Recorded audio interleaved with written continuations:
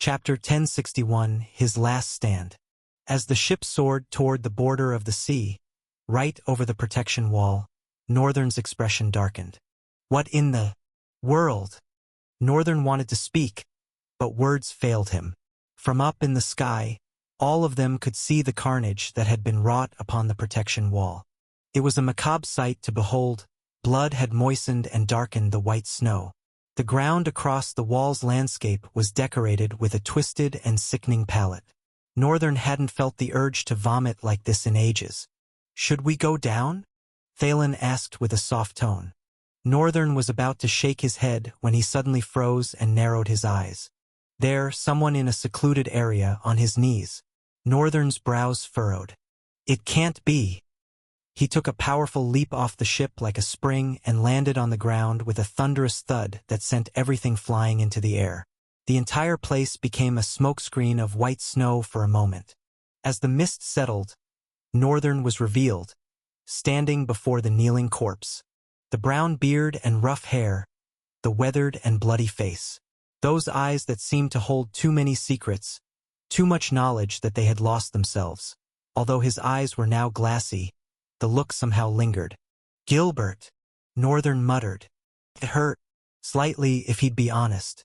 It didn't hurt like it would have if he'd lost Annette. But that didn't mean the small pain he felt could be neglected. Northern heard the flutter of wings and with it, a gentle touch on the ground. Raven slowly stepped forward and stood beside Northern, looking at Gilbert. Her expression was blank. It was almost as if her face didn't know or understand the concept of emotions. "Gil-Bert," she also muttered. Northern sighed and gently touched the man's forehead and muttered, "Absolute zero." In an instant, before Raven could blink, the corpse transformed into a beautiful statue carved from ice, kneeling with a deep and insightful look in his eyes. Northern exhaled. "Even if 1,000 suns burn, you will not melt. You might have been a coward, but you were a brave warrior nonetheless." He lifted his gaze to the rest of the wall. "This is the last place I expected to meet you, so I'm sure you tried your hand at redemption." He exhaled again and turned away. Raven stared at the ice statue for a while, then bowed 90 degrees before turning away as well. She ran quickly and caught up to Northern. "Wasn't that a cruel thing to say to the dead?" Northern glanced at her blankly.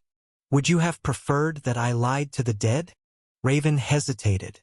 "No, but—" Northern paused and fixed his gaze on her, tilting his head slightly. She shook her head and swallowed back the words, whatever they were. "Never mind. Shouldn't we search for Au and Mew? They're not here." She seemed relieved. "That's good, then." Northern looked away from her, crouched, and launched into the sky. She followed, black wings piercing from behind her and effortlessly carrying her skyward with powerful beats. They landed back on the tower's deck, and Thalen and Eli looked at Northern with concern. "Was there someone you knew?" Northern nodded. "He was like a mentor." Thalen's worry deepened. "Are you okay?" Northern turned toward the front as the ship's bow pierced ahead. "Right now, all I want to do is destroy Call." His voice trembled, but with effort he breathed out. "But there are far more important matters." Northern breathed out steadily through his mouth as he continued to glare forward. The ship was now over the ocean, flying away from the Central Plains.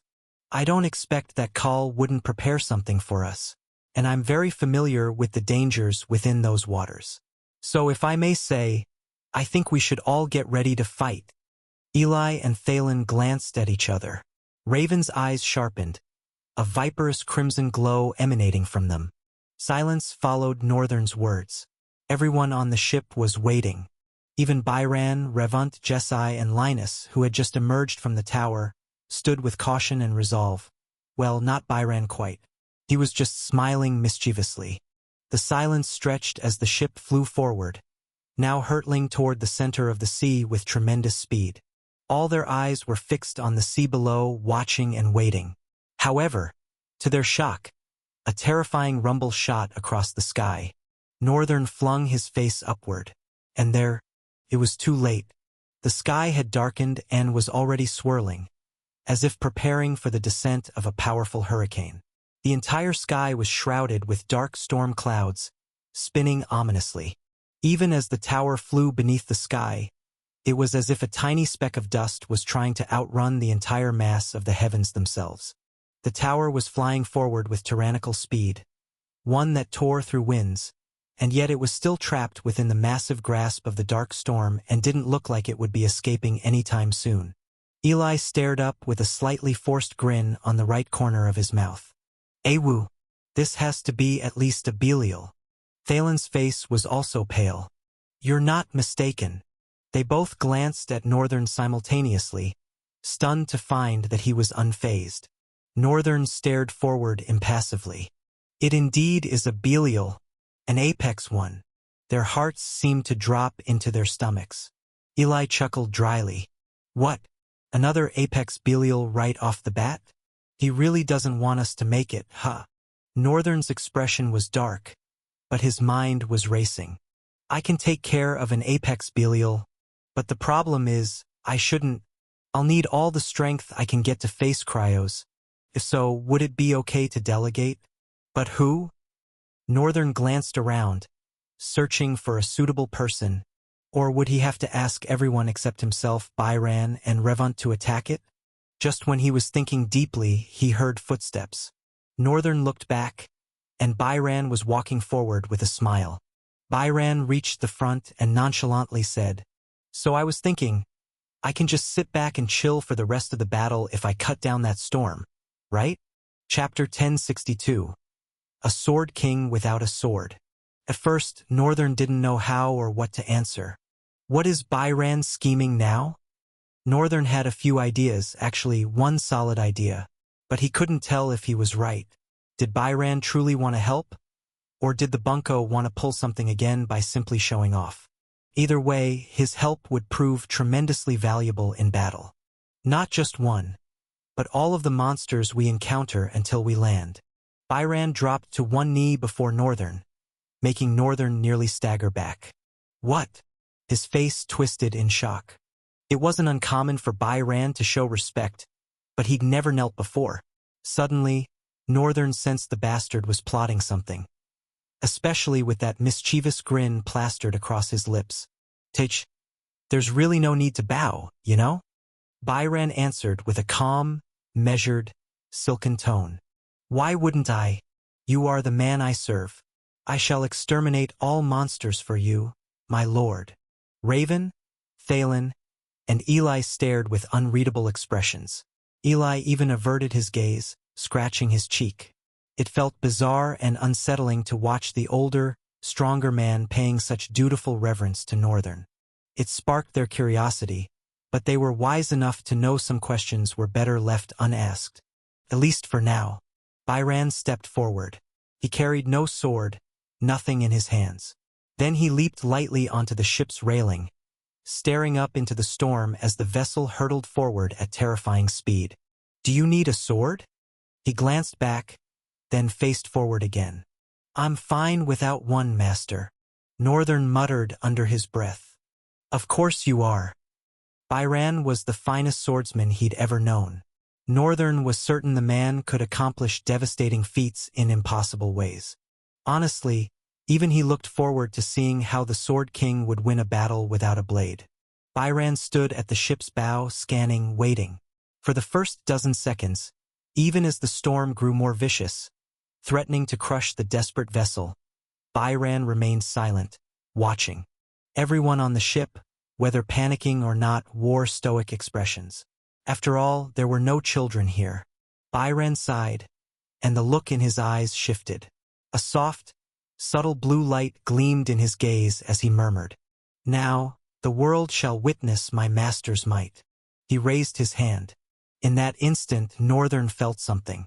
The Paragons felt it too. Everyone did. Some recognized it, others didn't. But Northern knew it all too well. Will. Yet this felt different, difficult to describe in words. This one felt like a weapon, not someone's weapon. It felt like the world itself wielded a blade. Something akin to a volcanic eruption, the world's vengeance upon its inhabitants. Similar, yet not quite. Northern had to silence his thoughts to witness it with absolute focus. The world remained unchanged. Nothing seemed different. Yet as Byron lowered his hand, the storm across the entire sky split. It was a real, physical, visible divide. A straight, smooth line carved across the storm above. So colossal and long it seemed the heavens themselves had been sliced apart. The storm lost its cohesion and collapsed into heavy rain, battering the sea's surface. Byron stood on the ship's bow, one hand tucked inside his coat, watching with a slight smile as rain pelted him. The others, Eli and Thalen, stared wide-eyed, their faces pale with shock as rain battered them, soaking their hair and skin. Even Raven, who usually showed no expression, was stunned, blinking more frequently than usual. Northern himself was thunderstruck. Hell, that was Will. The will cut. It sliced the storm. There was nothing, yet it cut. What the hell was that? Will? But there was no ability channeling the will. All he did was drop his hand. Damn it! Who is this man? A second later, as the storm dissipated from the severed sky, a massive form was revealed. Northern frowned as the monster's shadow engulfed the sky. As the creature descended, a thunderous roar tore through the heavens. The beast was a colossal serpent, its body coiled endlessly like divine retribution. Its flesh shimmered with a glacial sheen, textured like ancient weathered mountains, yet impossibly smooth, as if sculpted from frozen void. Its wings spread wide, not feathered or scaled, but veined and sinewed like those of a corpse bathed in moonlight. From its sides protruded twin talons, elongated limbs tipped with dagger-like claws that snapped at the air with unnatural precision. All this wasn't yet terrifying enough. It was the monster's head that embodied true horror. Even Northern trembled slightly. On its head, a singular, massive maw gaped wide, ringed with serrated teeth that churned like an inverted vortex. No eyes above, but instead, 2 rows of glowing crimson orbs embedded along its neck, 6 on each side, pulsed with malevolent intelligence, moving independently, watching from every angle like a predator forged for war. Paragon Eli's jaw dropped. Holy shit! Northern had to glance at the Paragon but couldn't laugh or even think. The monster above them radiated such horror that the atmosphere grew suffocating. He felt watched, not just observed but scrutinized. As if he stood before eyes of judgment, every action weighed and measured intensely. Raven's expression remained cold, her gaze sharp and unwavering, fixed on the abomination above them, vast as the entire sky. Thalen was equally pale. He frowned and clenched his fists. Linus and Jessi stood farther behind, their expressions equally stunned, but they showed no fear. Perhaps because they knew who commanded the battle's forefront and trusted his abilities completely. Eli and Thalen didn't, though. Their expressions screamed, "We're fucked." Byron, however, still wore that subtle smile, one hand tucked inside his coat. Oh, did I not cut deep enough? He withdrew his hand and studied his palm with grave intensity. Was I holding back? His frown deepened. Or did I underestimate it? His eyes blazed with fury. This is disgraceful to my master's reputation, which I'm sworn to uphold. Byron, how can you be such a disappointment? His expression contorted. Now I'm furious with myself. He looked up. And guess who I'll unleash it on? Chapter 1063, High Standards. The enormous serpent coiled across the sky and moved as if the air itself was solid ground. Byron glared forward, his eyes burning with disgust and rage. He struggled to maintain a calm facade, but his forced smile looked twisted and horrendous. The red orbs of the creature blinked and twitched, then suddenly blazed with deadly light. 6 massive streams of crimson beams erupted from the creature's eyes and rocketed toward the ship. Byron didn't flinch. One moment he stood on bows egged, the next he had vanished. Northern thrust out his hand and cast momentum guard to shield the entire ship. But the beams sliced through his barrier without slowing, shattering it like glass, and hammered the vessel with crushing force. The beams tore into the ship's side, ripping apart the right side of the deck, hull and keel. The entire structure exploded in a shower of concrete and flying debris. The ship lurched off course, its great speed sending it drifting sideways through the air. It wobbled dangerously, barely maintaining stable flight. In fact, it seemed to be dropping toward the ground. Everyone grabbed hold of whatever they could find. Not that they were truly in danger, each of them could handle themselves if the ship went down. Right now, none of them looked worried about their safety. Northern was furious about his ship, though. He absolutely refused to lose a second airship. Meanwhile, high above, Byron was already locked in battle with the Apex Belial. The sky crackled with thunder. Lightning bolts twisted through the air like living serpents, striking at Byron as he stood suspended in space. But each bolt was severed before it could reach him. Byron held no sword, yet his hand moved as if gripping an invisible blade. The cutting force of this phantom weapon surpassed anything Northern had ever witnessed. What kind of weapon could slice through lightning itself? Especially when no weapon existed at all. Byron's hands were completely empty, yet Northern felt certain a weapon was there, something beyond the physical realm. Sword will. Northern wasn't sure such a thing existed, but it had to. Byron came from an age before drifters, when ancient arts ruled society with terrifying power.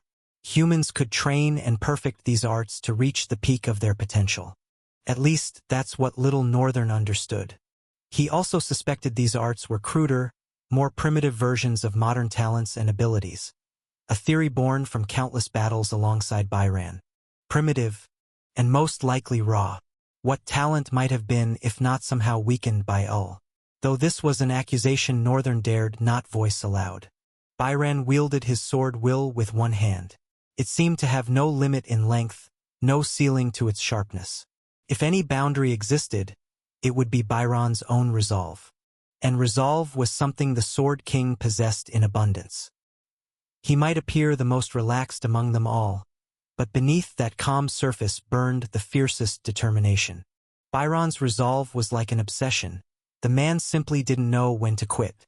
The serpent coiled and shrieked like screaming thunder, then shot forward with blistering speed. Its massive body flew through the air as smoothly as if it were sliding across solid earth. It weaved in a frantic zigzag pattern and crashed straight into Byron. That collision was its fatal error. The only thing preventing Byron from killing the serpent outright had been the wall of lightning strikes flying between them, shielding the monster from his wrath. It was pure foolishness for the creature to abandon the one thing keeping it alive. As they collided, Byron let one hand fall casually. With lightning speed, a white streak of light carved through the serpent's entire body, splitting it down the middle from head to tail. The cut ran straight through the heavens and disappeared deep into the storm clouds where the monster's massive body ended.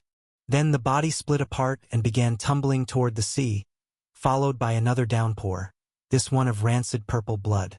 All of them were drenched and stained with the monster's gore. And just like that, with zero effort and no visible sword, the Sword King had slaughtered an Apex Belial as if it were nothing. A creature that paragons couldn't defeat. Byron's display set a standard so crushing that even imagining reaching it felt like a physical weight. Of course, this didn't apply to Northern. But for Thalen, Raven, Eli, Jessi, and Linus, it was written all over their faces. That bone-deep realization, that shattered resolve. They looked like climbers staring up at a mountain so tall its peak vanished into the clouds, knowing they were mere ants before it, yet somehow still wanting to scale its heights. The expressions they wore belonged to hikers who had already given up and decided to turn back home. Northern, though, was grinning like a maniac. This was what he'd been chasing. This was his roadmap. The power he sought and what he absolutely intended to surpass. His heart hammered so hard it was almost audible. He stared at the Sword King standing calmly in the cold wind as the two halves of the serpent's body plunged toward the sea. At that moment, only one thought consumed his mind, one wild, desperate thought. Damn! I want to be strong. The desire burned so fierce that Northern didn't even notice the ship dropping closer to the water. They were all about to crash into the sea if he didn't act fast. Byron landed on the falling vessel. His impact was so powerful it rocked the ship back into stable, balanced flight. In that instant, the ship skimmed across the water's surface, racing forward and sending massive waves rolling across the entire sea. Northern tilted his head, startled by what Byron had just pulled off. Did he make himself heavier? Sure looked that way. But how? Northern let out a dry laugh. This guy keeps surprising me. Byron simply dropped to one knee before him. I apologize for causing this minor disturbance. As the ship steadied and began moving at a calmer pace, the water's surface rippled ominously. Byron lifted his head, his expression deadly serious. Then he bowed again. This humble servant shall excuse himself to eliminate these pests that dare block your path, master. Northern wanted to sigh, but Byron simply vanished without waiting for an answer. This guy, why is he suddenly putting on a show? Feels like PDA. Chapter 1064. Ravenlore Part 1. Because of the catastrophic damage to the ship's starboard beam, Northern had no choice but to switch to floating mode, letting the tower repair itself while their speed toward the central continent was drastically reduced. All around them, vicious and spine-chilling sounds would periodically pierce the sky and die seconds later. These were proof that Byron was annihilating the monsters that could have posed a tremendous obstacle to them. Northern at some point even lost count of how many Belials Byron had slaughtered.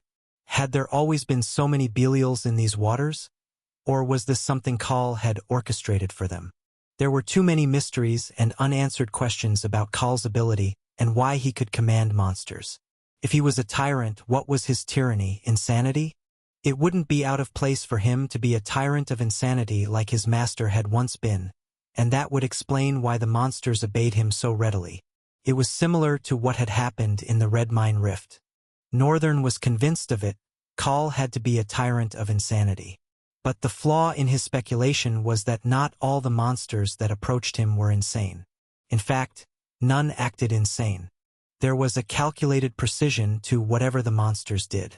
So there had to be more to it. Northern already knew how he could tear open rifts, but still, was it really supposed to be that effortless? And Ull was doing nothing. Suddenly Northern frowned and glanced at Raven. Right? Of course. He knew it. Ull wouldn't remain idle. Terrence's disappearance had to be connected to all of this. If Ull had somehow made Terrence vanish, then did that mean Ull planned to manifest herself? Terrence would make an excellent vessel for the goddess, or whatever she was, to descend. She could be an origin as well. But what I don't understand is why she needs a vessel from here. She could just materialize or something. Either Ull's power was far more complicated than anyone understood, or she was incredibly weak. It had to be one of the two. Northern sighed and stared ahead. They had long passed the middle of the sea and could now see the jagged family port of Luengard Empire looming in the distance. Northern looked at the port with a wistful expression, then glanced back at Linus. The bastard is finally back home after months away. He must be ecstatic. Linus meanwhile wore a perpetually vexed glare, so Northern couldn't tell if he was furious or elated. But one thing was certain. He had changed since they'd last left here. Even though he had grown more arrogant and overbearing, Northern found himself looking forward to seeing his mother again.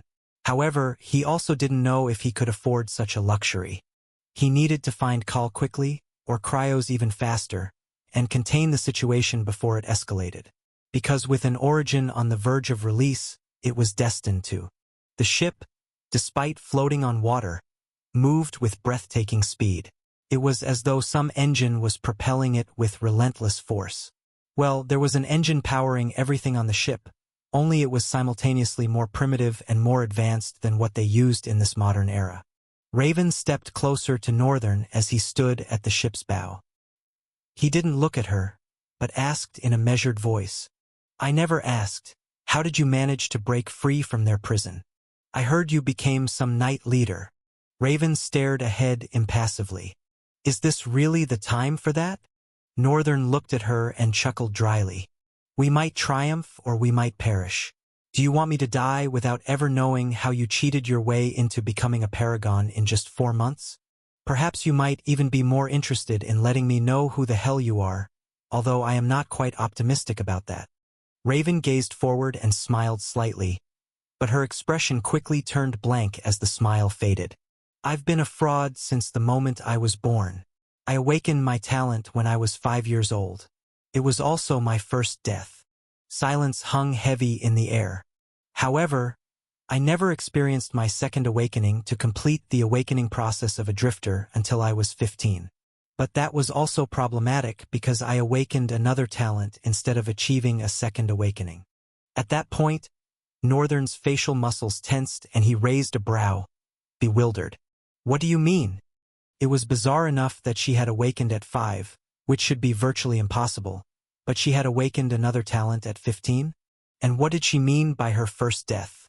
By now, he understood very well that the Kageyama girl could cheat death, but when she said first, he was curious exactly how many times she had died and returned to life, and how precisely that talent of hers functioned. My family was not pleased with my existence, and the Kageyama clan was a clan of people trained to be violent, immoral, and cruel killers. Them not wanting you to exist was a truly terrible thing. She paused. Northern thought he heard her voice tremble for a brief moment, but her face remained as blank as ever.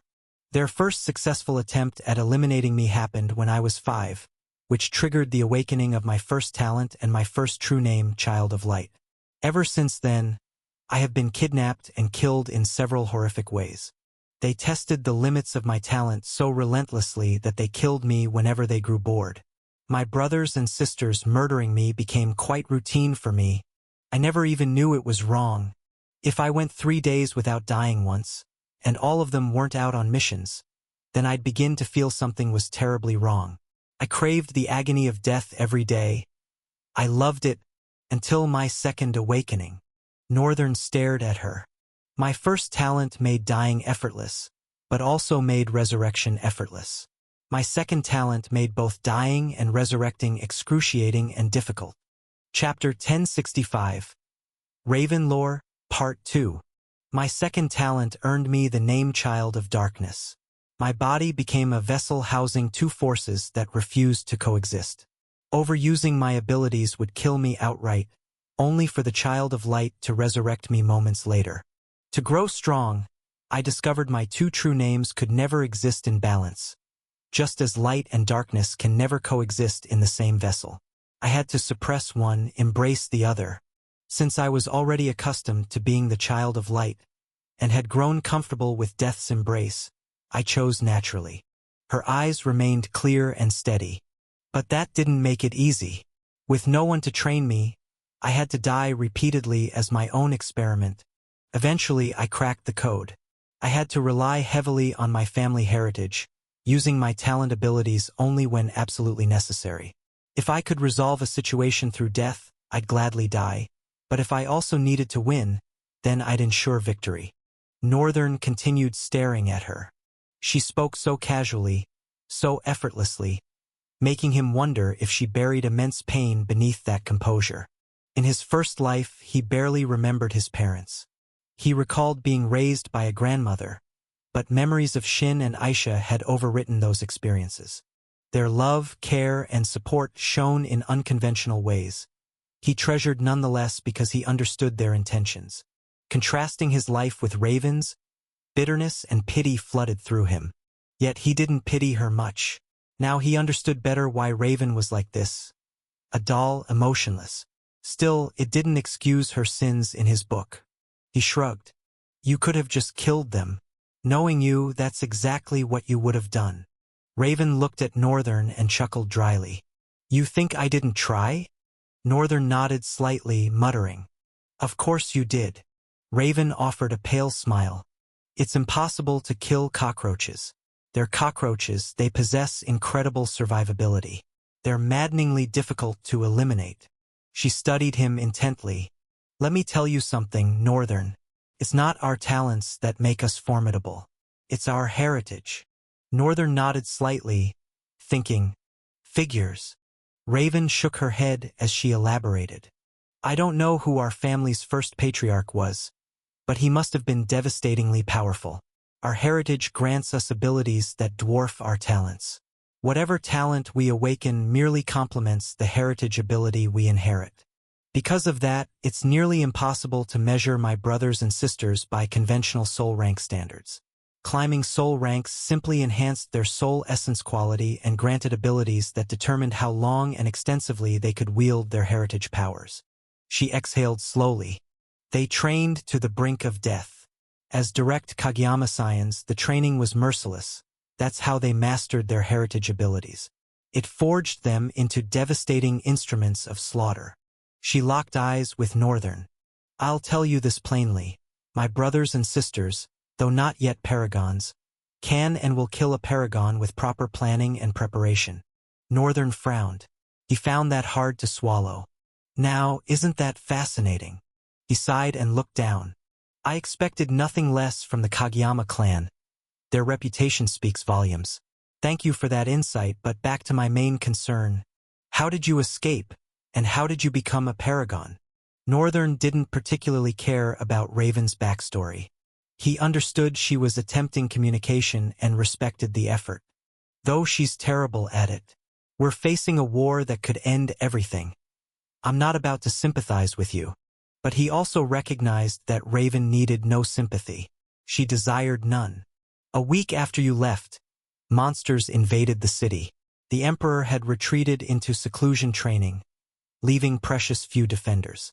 The Empire's walls lay shattered. Countless people suffered. I broke from my cell to protect what remained. Northern chuckled darkly. What delicious irony. You broke from your cell to protect a city you destroyed. Let's not forget the monsters only breached those walls because you tore them down. Raven frowned. If you're going to keep berating me, why give me the chance to speak? Northern raised his chin, flashing a rage-baiting smirk. So I can berate you even more? Raven studied him, her brows smoothing as her expression went completely deadpan. I see. I deserve it. You absolutely do. Northern sighed. So monsters attacked Luingard. Yes, we left countless monsters alive, and the rift count doubled since then. We defended against attacks daily. There was no respite. Eventually, we had to venture into the rifts themselves. The Empire Knights were restructured with that priority. The Tower Master and the princes oversaw this. I was thrust to the forefront of every perilous mission, and I delivered unquestionable victory to the Empire. Within 1 month, countless people lived because of me. When the Emperor emerged from seclusion, conditions improved, and I was granted the highest knightly rank. Northern gazed at the distant port, drawing closer while Raven continued. As for becoming a paragon, my dual talent and true name nature grants me a unique method of essence absorption. Since arriving on the Dark Continent, I've been experimenting with something. It clicked when I became a sage, and ascending to paragon became effortless due to my dual nature. Northern watched her intently as she spoke. I possess an inverted gluttonous soul core. My essence depletes rapidly but replenishes just as quickly. I can absorb essence without specialized techniques.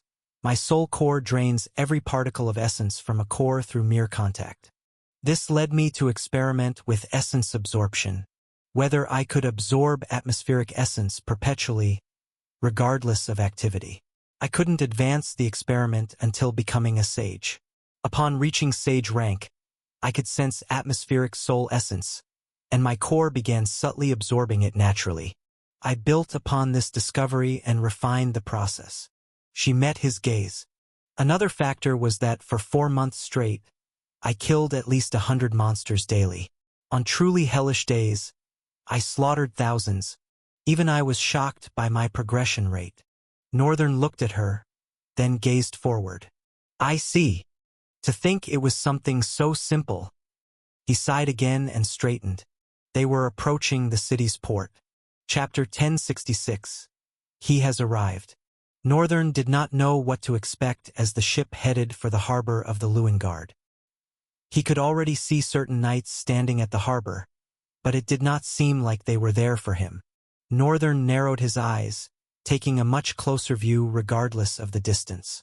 Then he saw, the knights that are on the harbor are there to tend to the knights that have fallen. They were amassing dead bodies. At once Northern's expression got dark, such that Eli, Thalen and Raven were wary of him. Thalen looked at the harbor and looked back at Northern. "Is there something you are seeing?" Northern was silent for a moment. He was honestly scared. His mother was in the city too. He spoke with a measured tone. "It seems our tyrant friend has begun to leave his marks." Northern looked up. The sky had gotten somewhat redder, as though it was very angry. It was like the aftermath of a devastating explosion that happened in the sky alone. Red clouds were spreading and rolling through the sky. And from time to time there were rumbling. The massive ship had drawn attention from afar, and as it drifted ashore, knights were already gathering to the front with their spears and shields. Their silver armor glimmered ominously beneath the angry red clouds. Northern stared down at the men in silver armor. From among them, a particular one, donning lustrous black armor, slowly walked out. He had a different vibe from the rest of them, a much darker vibe, and behind him, a tattered black cape fluttered gently in the wind. As he stopped in front of the ship, looking up at its bow, Northern slowly landed on the ground. The Dark Knight had a toughened, roughened, and wooden face. He looked like someone who had lived through every battle by an annoying stubbornness to survive. He met Northern's gaze with a threatening light in his dark and deep eyes and spoke with a voice that was supposed to command terror. "Identify yourself." However, the one he stood before was Northern. Before Northern spoke, there was a flutter sound and a black wing slowly landed on the ground. The man looked at her, his eyes strong with something that looked like malice. "Lady Raven, you are back." Raven stared at the man in the eyes. "Yes, I am Knight Commander Sheer." She paused and glanced at Northern. "And with friends." He raised a corner of his lips and smiled a little. "Friends, I see." Linus and Jessi eventually landed behind Northern, and Raven, Thalen, and Eli also followed. The commander looked at Linus and Jessi in particular. His eyes were deeply and shaky. "Lord Commander." "Lord Commander." Linus and Jessi greeted at the same time. Even though the man's stoic expression looked like it was about to break, he looked away the next minute and returned to Raven and Northern. "First a strange man comes here, rising from the depths of the sea with all the abominations that dwell there, wreaking havoc on the harbor of the Empire. Then you, Lady Raven, after your sudden disappearance, suddenly are back, with friends. Want to tell me how really connected all of this is? What exactly is going on here?" Raven wanted to speak but lingered. Meanwhile, Northern laughed a little bit. "I like you, sir. You have, a very intuitive and interrogating mind. The way you reasonably command attention also is very good. I think you are the most reasonable knight I've met, so far." The man looked at Northern with slight disgust. "Who are you talking to, boy?" Northern frowned slightly, confused. "Who else would I be talking to, sir?" The knight's gaze darkened. "Boy." His voice sounded with a sinister tone that seemed to lick the atmosphere with a promise of devastation. Everyone felt the pressure and respected it. Northern, though, had an unaffected, rage-baiting smirk on his face. He folded his hand and looked at the man. "Listen, sir. It is an emergency. It is not my intention to sound or be offensive, hence it is not my responsibility if you are offended. You are welcome to try to show me my place anyhow anyway. Old man, all I did was compliment you, hell." His gaze straightened. "The fate of the world is at stake, and I do not have the time to play chase with some rook." Northern stared at all of them with slight disgust. "Jessi, make sure my mother is all right. Get her to the ship for safety." He lowered slightly and took off into the sky. Raven hurriedly addressed the man. "I apologize on his behalf, Knight Commander. It really is just a sensitive time." The knight looked at her with his unapologetically stoic expression as her one wing lashed out in a spray of black feather, and she also took off, more lightly than Northern did. Thalen and Eli looked at each other. Thalen turned to Eli. "Do you know how to fly?" Eli kept a calm and small smile. "You don't? Oh, right, you are not a paragon." Thalen had never hated not being a paragon until this very day. This day, he hated it so much. Eli exhaled, and slowly a mix of golden and dark fog began to spread around. following it was a macabre yet astonishing transformation. It ascended from the mist with the grace of a king and the weight of a storm. Paragon Eli's wings stretched wide, each feather rimmed in silver white that caught the sunlight like polished steel. The body was sleek and powerful, patterned in dark slate and streaked with pale bands, every line speaking of speed and precision. Golden talons, sharp enough to shear through armor, flexed in anticipation as he landed again on the groin. From his crown trailed two long golden plumes, twisting in the wind like ribbons of living flame. Its eyes, sharp and unwavering, held the cold judgment of the high skies as if seeing all, forgiving nothing. It spread one wing down and looked Thalen with a mocking smirk. The poor ascendant glared angrily, mumbling as he climbed up the dark bird. I should probably consider becoming a paragon. Not that it wasn't possible for an elf like him, he was just busy doing other things. Paragon Eli spared the ground one more cold look and flapped his wide and powerful wings, lifting himself away from the ground like the force of the storm himself. Let's go. His voice sounded like the rumbling of thunder, and with it, they soared into the distant sky, where Northern and Raven and flown towards. Northern traveled through the air with blistering speed. It was not his fastest, but it was fast enough that everything below him is blurring at a terrible speed. He was saving as much essence and stamina he could, so he was not going to run at full speed. Besides, this much and Raven behind was still struggling to catch him. Upon getting to Luengard Empire's harbor, he had immediately spread a wide radius of spatial awareness, and was able to pretty much discover everything in the Dark Continent in that moment, except for a single spot.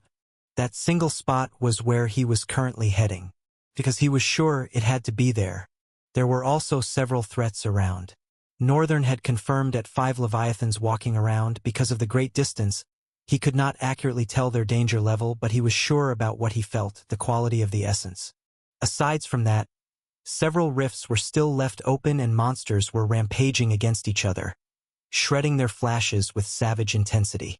It seemed that even Luengard Empire had a few waves coming for them in a couple of hours. He didn't warn them, but he was sure they'll be fine. After all, they've been holding their own well without him. All he had to focus on was the descending origin.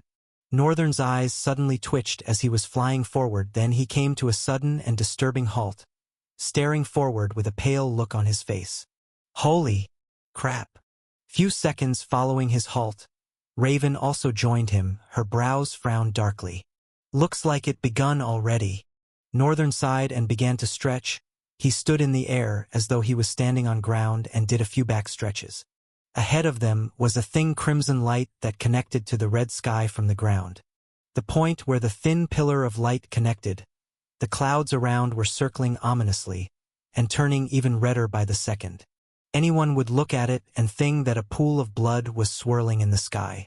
The thin pillar of light was almost as thin as a thread, but it glowed radiantly. Beneath it, a lone man was kneeling on the red desert ground. Northern frowned. Call. Just then, Eli and Thalen were also arriving. Northern breathed angrily and shot down with a fearsome speed, before Raven's, Thalen's and Eli's voice could stop him. However, just as he closed in on Call, the entire atmosphere shuddered. Immediately, a ferocious shockwave exploded through the air, sending Northern reeling away. Call slowly raised his head, grinning like a demented patient. He has arrived. Chapter 1067. Descent of Chaos, Part 1. Northern landed on his feet and slowly straightened. His eyes were grim, glued to the pillar of thin light that pierced the sky. After the shockwave, the column of light trembled and widened. As seconds flew by, the expansion became more evident and obvious. In 10 seconds, it stretched as wide as an actual column supporting a building, except this one wasn't carved from stone but from pure light. Northern glared at it.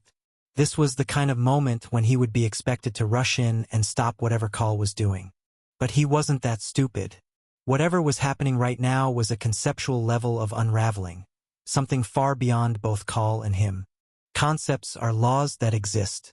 They can be bent or maneuvered, but they can never be destroyed or created, at least not by the likes of him or Call. The person coming from that chasm of light, though, was another story entirely. Northern's eyes twitched as he spotted something moving within the column of light. It was shrouded in brilliance, or maybe the flowing and weaving lights he could see within the chasm made it difficult to make out the actual figure walking inside. Eventually, whatever was walking inside emerged. Its feet touched the red sand of the desert plain, and just like that, in a silent flash, as though it had never been there, the column vanished. Everything appeared the same. The clouds were late to the party, though.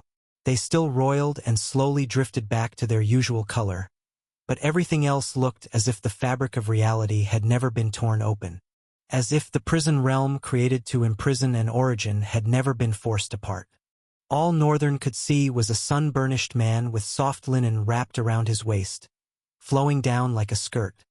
He had golden eyes that were sharp and steady, glimmering like molten metal under a scorching sun.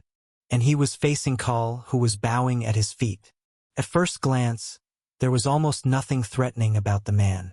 His entry was, in fact, not what Northern had expected. He was an origin of blood, war, madness, and extensively chaos. Northern had expected something world-shattering. But the man wasn't even wearing sandals, and he looked more like a gentleman than someone who had ever been touched by madness. Did someone different come out? A couple of seconds had passed, and everything still felt so peaceful. Are we mistaken? Now, the man and Call seemed to be talking while Call remained on his knees. The man finally turned his gaze from Call. Northern was still watching him. Human.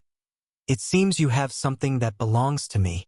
Northern's eyes widened, and he vanished immediately, flying back with such speed that he became a blur as he covered kilometers of distance before staggering to a stop, panting and sweating. All I did was ask you a question. Why did you run? Human? Northern's gaze darkened. What? Cryos stood behind him. He wanted to vanish again, but Cryos raised a hand. Don't run, human. Northern stopped in that moment. Ha! Northern caught the strangeness of what had just happened instantly. The Origin's words were kind, more like a gentle suggestion. But Northern had agreed with him and indeed stopped. But it felt strange because Northern hadn't really agreed with him. It was like he had been coaxed to agree, but in a very subtle and orderly manner. What is this? It's more than will? No, it is will. Northern's brows furrowed as he stared at the calm and sharply defined face. Cryos had long braids of midnight hair streaked with deep blue.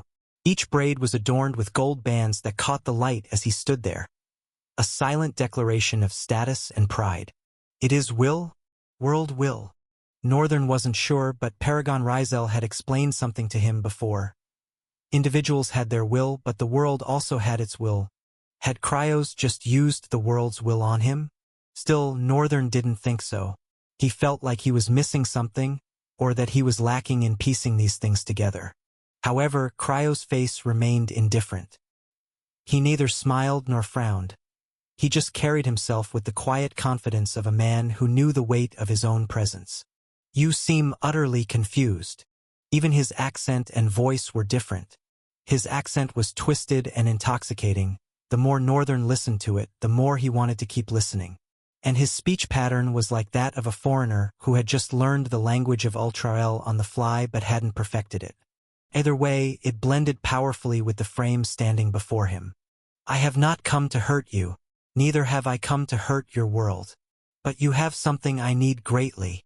Of course, Northern knew exactly what he was talking about. This was why Call had, after all, arranged for him to come in contact with the Chaos Prince's vestige, to make him a vessel of chaos and void for Cryos to consume upon his return. Although everything from that point had just been Northern multiplying the power by leaps and bounds, which went far beyond Call's expectations. Northern at this point was not tied to chaos and void, or to put it better, he was severing his ties with those sources of power. Giving them up would not be difficult. But because Northern had no idea what would happen to his summons if chaos and void, especially void, were taken away, Northern was too scared to find out what losing the void, and mainly limitless void, would cost him. And that was why his expression darkened, and he raised his head to look into the Origin's eyes. He almost quivered. Oh shit. I'm looking into the eyes of an origin. He sighed, his face growing even darker. Then his hoarse voice crawled out like a threat. I am very sure I have nothing you need. Cryos smiled. His expression was soft and charming as his smile lingered. Then he said gently, "Oh child, do not do that. I might have promised not to harm you, but I can ruin everything you cannot bear to lose until you hand me what is mine." Northern's face instantly twisted, and he threw his head back and laughed. But the laughter was dry and hollow. Really? Right away? Threatening me? Cryos smiled with delight. Threat? When the sun rises, does it threaten the night? No, it simply comes. I am merely telling you what is, boy. To liken me to such a petty word is unwise of you. He slowly extended his hand. Chaos, your source beckons. Northern's face suddenly paled, and a wild storm began raging in his soul. Chapter 1068. Descent of Chaos, Part 2. Northern could not put what he felt into words. It was like there was no word for such a thing, at least not right now, and he was in too much turmoil to even think straight. Hence, in that moment, there was just one thing he could do. He dove straight into the limitless void. And just like Northern had thought, his soul was being destroyed by just a single command. There was a hurricane in the sky, like a living wound torn open, an endless coil of crimson darkness that bled into the world. It roared without voice, a silence so heavy it smothered the air before breaking into a scream that shook marrow. The Void Palace, once a monument of the limitless void, perched atop the peak of the void, quivered beneath its shadow. Then the wind struck, tearing stone from stone as though the walls had been made of parchment. Black marble pillars snapped with the brittle sound of breaking bones. Roofs were peeled away like scabs from raw flesh, hurled into the whirling throat of the storm where they were ground to dust. The crimson dark was not just wind, it was hunger. It clawed at the earth, ripping even the black mountain stones that the palace stood on from their roots, flinging them skyward before grinding them into splinters.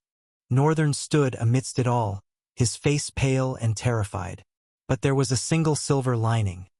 This hurricane was only consuming the Void Palace and not the rest of the limitless void. The mountains were still intact, the surrounding areas still very much standing and unaffected.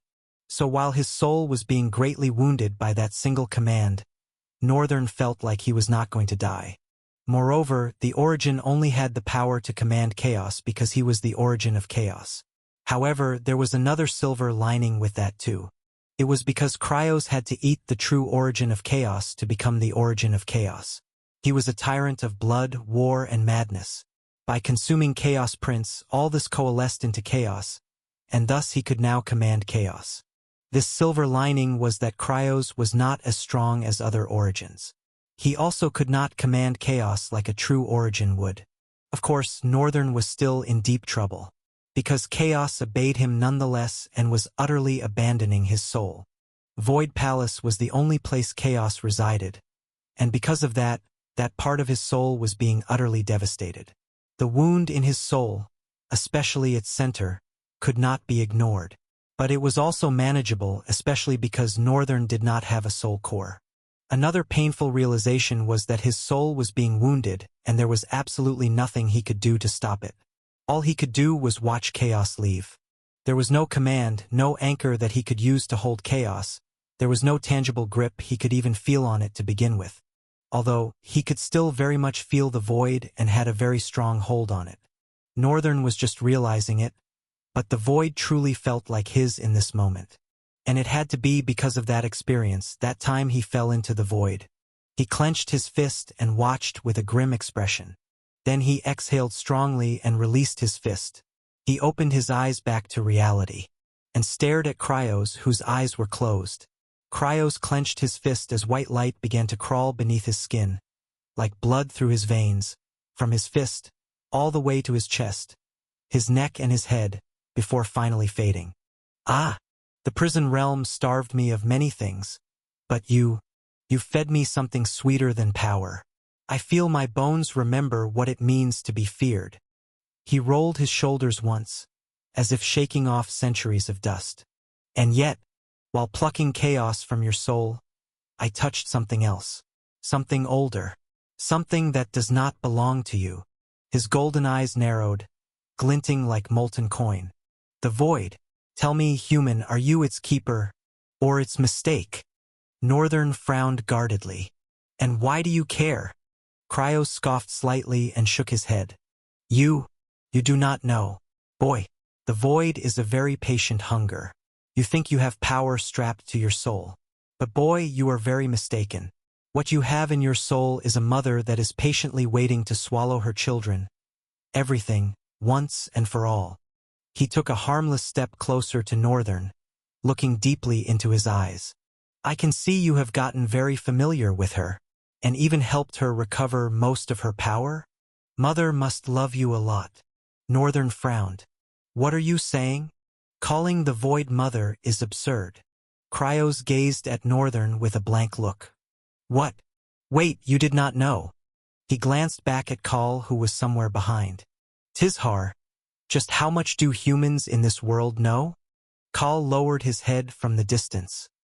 He did not raise his voice, but his words reached them, more like they were carried by the world itself. Nothing, Lord. They know nothing, Lord. Cryos raised his head, grinning. Ignorance truly is bliss.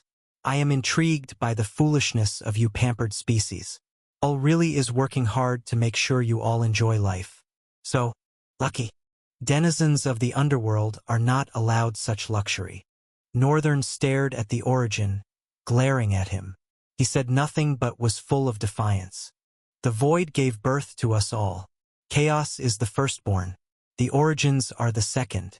I have a little issue since I made my way, but I can be considered her great-grandson and her son at the same time.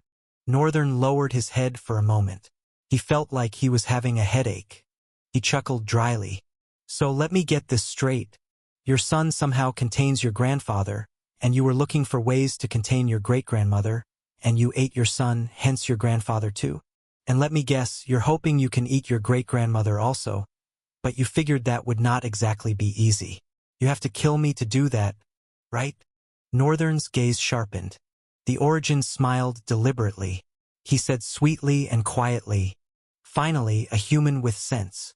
Chapter 1069. The Way Barbarians Fight. Northern chuckled. Sense? I'm sorry, you're so mistaken. Sense is the one thing I don't have. He paused for a moment, deliberately staring down the man. Which is why all the nonsense you've been spouting really is beginning to piss me off. Look, I don't even care if you ate your wife and her mother. I just want you to get the hell away from my world. Now, you've got me thinking. Is there a peaceful way this can be done? Or do we do this the hard way? Cryos smiled, but his eyes remained cold as winter stones. For a moment, he said nothing and just kept that eerie smile fixed on Northern.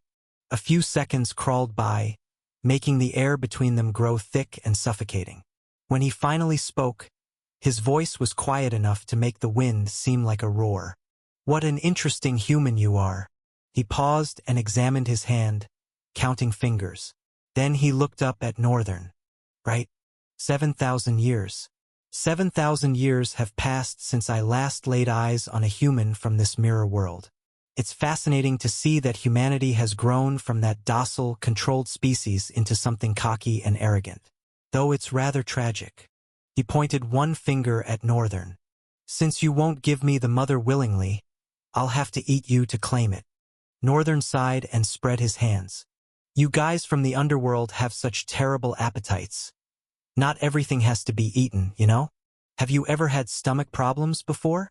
Where you want to take a dump, but it feels like the universe itself doesn't want your crap in the world. Cryos paid no attention to what Northern said.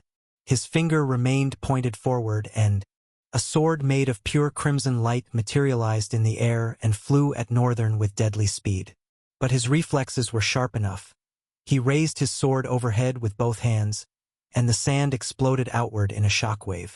The ground cracked violently as Northern was driven into the earth by the weight of the blade. He wasn't dropping to his knees. His body held the strength to shatter 10 mountains after all, but the ground couldn't bear the weight of the crimson sword and was breaking apart beneath him. The blade was impossibly heavy, pressing down against Northern's sword. He gritted his teeth and held it back with everything he had. The strain was so intense that veins bulged from his hands and forehead. He clenched his jaw so hard his teeth might crack, squeezing every ounce of power his muscles could provide. The spiderweb cracks on the ground kept spreading and spreading, slowly birthing an earthquake. It was agony to hold the sword at bay. He felt like a stone as vast as the entire sky and as heavy as the world itself was crushing down on him. The best his strength could do was hold it in place. Trying to shove it away would require redirecting his power, which could be his downfall.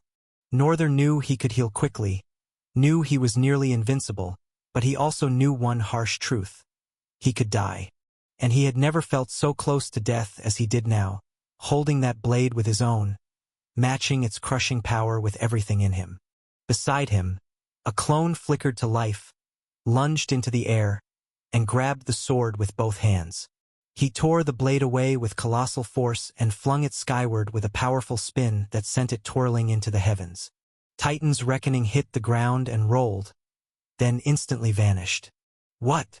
Northern had never seen anything like this happen. Using his power had caused so much damage to Titan's reckoning that the clone couldn't even continue to exist. There was a silver lining, though. Northern had just discovered that the only ceiling for colossal force was his own body. Cryos waved his hand across a small distance in front of him, and all around in the air, crimson light swords began to manifest. The first row spread across the sky, covering vast distance, and the second row followed, at least 1,000 blades glaring at Northern, thirsting for his blood and flesh. I picked this up from Tizhar just now. I heard this is how you all fight here. Such a barbaric way to battle, but since I'm weak myself, what choice do I have? Barbaric me. He casually moved his hand and swung it forward. The swords flew ahead with blurring speed. Northern wasn't so overwhelmed by confidence that he'd think he stood a chance at blocking them when he'd barely managed to stop one. In that single moment, he shot away at peak speed, turning into a streak of light and flying a full kilometer in half a second. Following his retreat, a jagged peak of ice tore into the sky, as massive as a mountain. The swords slammed into the ice mountain instantly, causing the world to roar and burst. Shockwaves of ice and white mist scattered across the landscape and shrouded the red desert. The scenery changed completely from that angry crimson to pristine white, with snowflakes drifting in every direction. More ice mountains rose with stunning speed as the swords struck them down with even greater speed and power. The peaks exploded and shards of ice flew around the desert, even shooting into the sky. It didn't stop, and Northern had to fly farther from the swords while manifesting several mountains in an instant. It was like the very nature of the terrain had suddenly shifted. These were mountains as large as naturally formed ones, not just one but several of them, erupting from the ground. And hundreds of swords, with power to easily shatter them, simply crashed into them. The entire desert plain was in so much chaos that it no longer resembled a desert at all. It was becoming something else entirely. The heat that had once baked the crimson sands bled away in moments, devoured by a spreading cold that seeped into the bones of the world. Every mountain that rose was not mere ice, but the crystallized marrow of the earth itself. White spires laced with veins of frostfire that hissed as they met the desert wind. The air turned thin and biting. Clouds that had never touched this land before churned into existence above, heavy and bruised with snow. The sunlight dimmed under their weight, casting the battlefield into a pale half-night. Cryos' 1,000 blades hacked into peak after peak, shattering them into avalanches that swept across the dunes in roaring floods of ice and snow. But the destruction did nothing to stop the phenomenon. Where one mountain fell, 3 more tore upward from beneath the sand, as though the desert itself had sworn loyalty to Northern's will. It was more than defense. It was an invasion. The Red Desert was being rewritten. Its lifeblood heat driven back, its ancient identity erased under a siege of endless winter. The shifting terrain forced the Crimson Swords to lose their clean lines of attack, warping their paths, forcing them to detour, to clash into unexpected walls of frozen earth.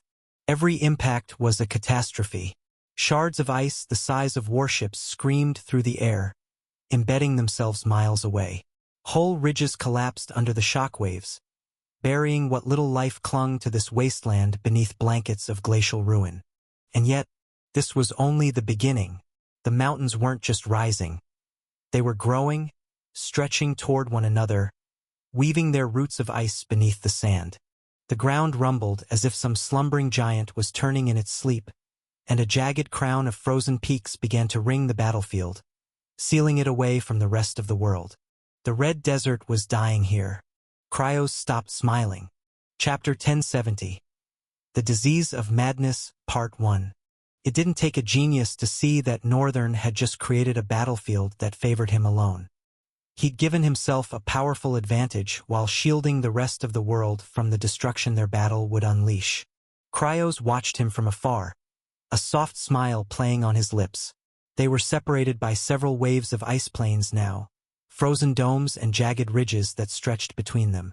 The land looked like a dead ocean caught mid-tempest, every wave frozen into jagged permanence. The mountains, both shattered and whole, leaned into one another as though locked in an eternal struggle, their fractured ridges knitting together into twisted arches and serrated walls.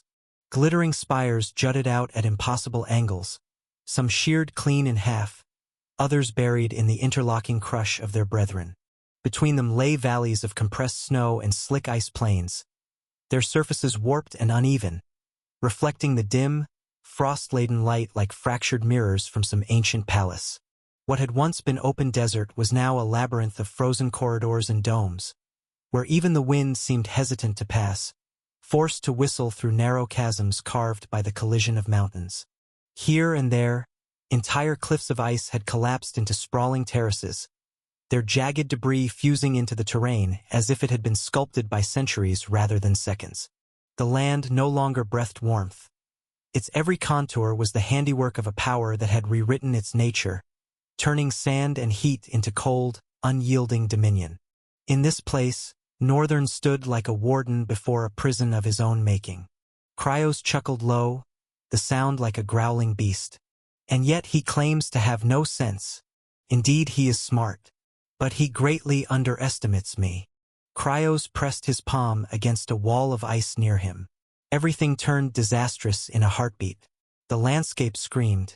Hairline fractures rippled out from his touch like veins, racing through the wall, then leaping into the next mountain, and the next.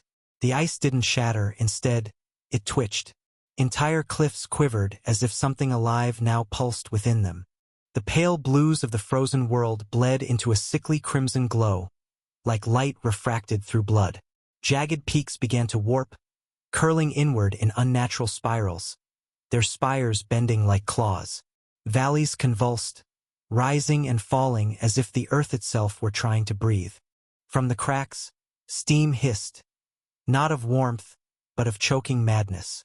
The mist coiled into shapes, twisted silhouettes that darted just out of sight, whispering in voices that were both 1,000 miles away and right at Northern's ear. The domes of ice began to laugh, a hollow, reverberating laughter, as though the mountains themselves had been driven insane. Shards tore free from the ridges, hanging in the air like fangs before spinning wildly, ricocheting between the walls of this frozen labyrinth. In a heartbeat, Northern's fortress had transformed into something alive and hostile. Not his ally, but an extension of Cryos's will. The battlefield that had been sculpted to shield the world was now a cage of madness closing in on its maker. Northern tried to control the ice to make it spread or thin, but it was useless. He had lost complete dominion over his own frozen creation. Is this the power of an origin? He wouldn't lie, it terrified him. Cryos had simply injected madness into the ice terrain he'd created, and the mountains, valleys, and walls of ice surrounding him had all gone mad instantly. They shifted and collapsed, making sounds as though a titan was being driven by insanity. His expression darkened the next moment. It isn't so hard to fight. I have ice's weakness too. Northern raised one hand to the sky, his eyes glowing with cold azure light. The sky darkened with a cantaloupe glow, as if something within the heavens was exploding. Come, Ignis Dominus, high output. A rain of meteors descended upon the maddened plain. The first meteor struck with the fury of a collapsing star. Where fire met the maddened ice, the collision birthed something far worse than steam or water. The impact sent shockwaves through the living terrain, and the mountains screamed, not metaphorically, but with actual voices that clawed at the air with raw, primal agony. The crimson glow that had infected the ice flared brighter, feeding on the heat like a parasite gorging itself on fresh blood. But the ice didn't simply melt. Instead, it fought back. As each blazing meteor crashed down, the maddened landscape convulsed and twisted, reshaping itself to catch and cradle the burning flames. Valleys suddenly yawned open like hungry mouths, swallowing fireballs whole before snapping shut with the grinding sound of continental plates colliding. The consumed fire didn't die. It became trapped within the ice's corrupted essence, creating pulsing veins of molten light that raced through the frozen labyrinth like infected arteries. Where the meteors had struck and been absorbed, the ice began to weep with a dark, viscous fluid that steamed and hissed as it pooled in the fractured valleys. The substance moved with purpose, flowing uphill when gravity demanded otherwise, forming spirals and symbols that hurt to look at directly. The collision of opposing forces, Northern's purifying fire and Cryos's corrupted ice, created something neither had expected. Hybrid formations erupted from the ground, towers of crystallized flame that burned cold, their surfaces crackling with frost while their cores blazed with trapped starfire. These impossible structures groaned and sang in harmonies that made reality itself seem to waver. Northern watched in growing alarm as his meteoric assault, rather than cleansing the maddened terrain, only made it more volatile. The demented ice was learning from the fire, adapting, evolving. Where once there had been simple frozen mountains, now there were architectural impossibilities. Bridges of burning ice that defied physics, spires that twisted through dimensions that shouldn't exist. Through it all, Cryos's laughter echoed, not weakened by the cosmic bombardment, but amplified by it. Each meteor that fell seemed to feed his power rather than challenge it. His voice rumbled from everywhere and nowhere at once. Did you think that madness could be burned away so easily? Fire and ice, heat and cold, these are just temperatures, human. But madness transcends the physical.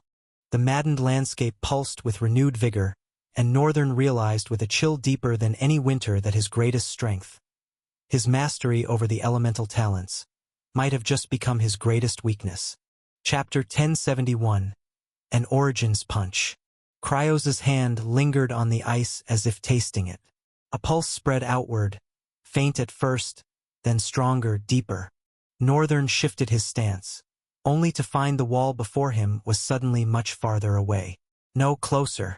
The distance kept breathing. A jagged ridge to his right split down the middle, and what should have been a narrow crack opened into a yawning gorge. The wind rushing from it carried whispers, familiar voices too familiar, calling his name. He spun sharply, but the sound came from behind him now, then from above. Snowflakes spiraled down, but instead of falling, they rose, then curved sideways, forming a slow cyclone that twisted into the shape of a hand before dissolving. He leaped to a nearby ledge, only for the ledge to stretch beneath his feet like melting glass, forcing him to skid for yards before it reformed solid. The frozen domes no longer sat still. They leaned, shifted, slid against one another with groans like the breaking of ancient ships, opening and closing paths without warning. Northern caught sight of a mountain in the distance, and then it loomed directly in front of him, blotting out the sky. Somewhere far or impossibly near, Cryos's chuckle rolled through the air, bending around corners it shouldn't have been able to reach. He said, "Have you ever been punched by an origin before?" Northern frowned. The ground beneath his feet suddenly shrank along with distance, and he found himself standing right before Cryos. The origin clenched his fist and drew his hand back. Northern didn't even have time to brace. The distance between them vanished in a single, gut-wrenching blink, the way a nightmare skips from one scene to another without logic. One moment he stood in a labyrinth of frozen domes.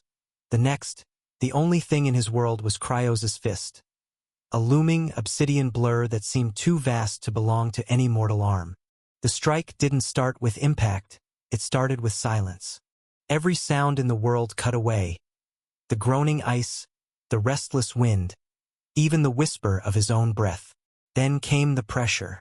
It slammed into him before the knuckles did. An invisible wall of force so dense it felt as though the air itself had turned to stone and crashed into him. His ribs bent inward. And then the punch landed. It wasn't so much a blow as it was an entire epic of violence compressed into a single instant. The shockwave wasn't sound. It was a roar that existed inside his bones, rattling his marrow and trying to turn it into dust. His vision shattered into shards of color.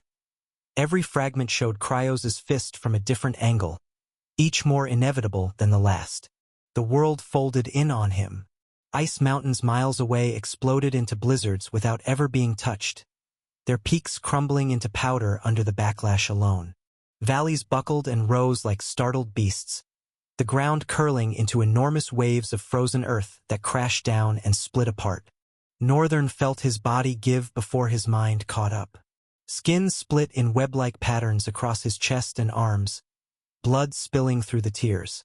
His spine screamed under the torque, each vertebra grinding against the next as though trying to flee the oncoming force. He flew, not backwards, not forwards, but everywhere. The punch wasn't a line of force, it was a sphere, a collapsing star of violence that erased direction itself.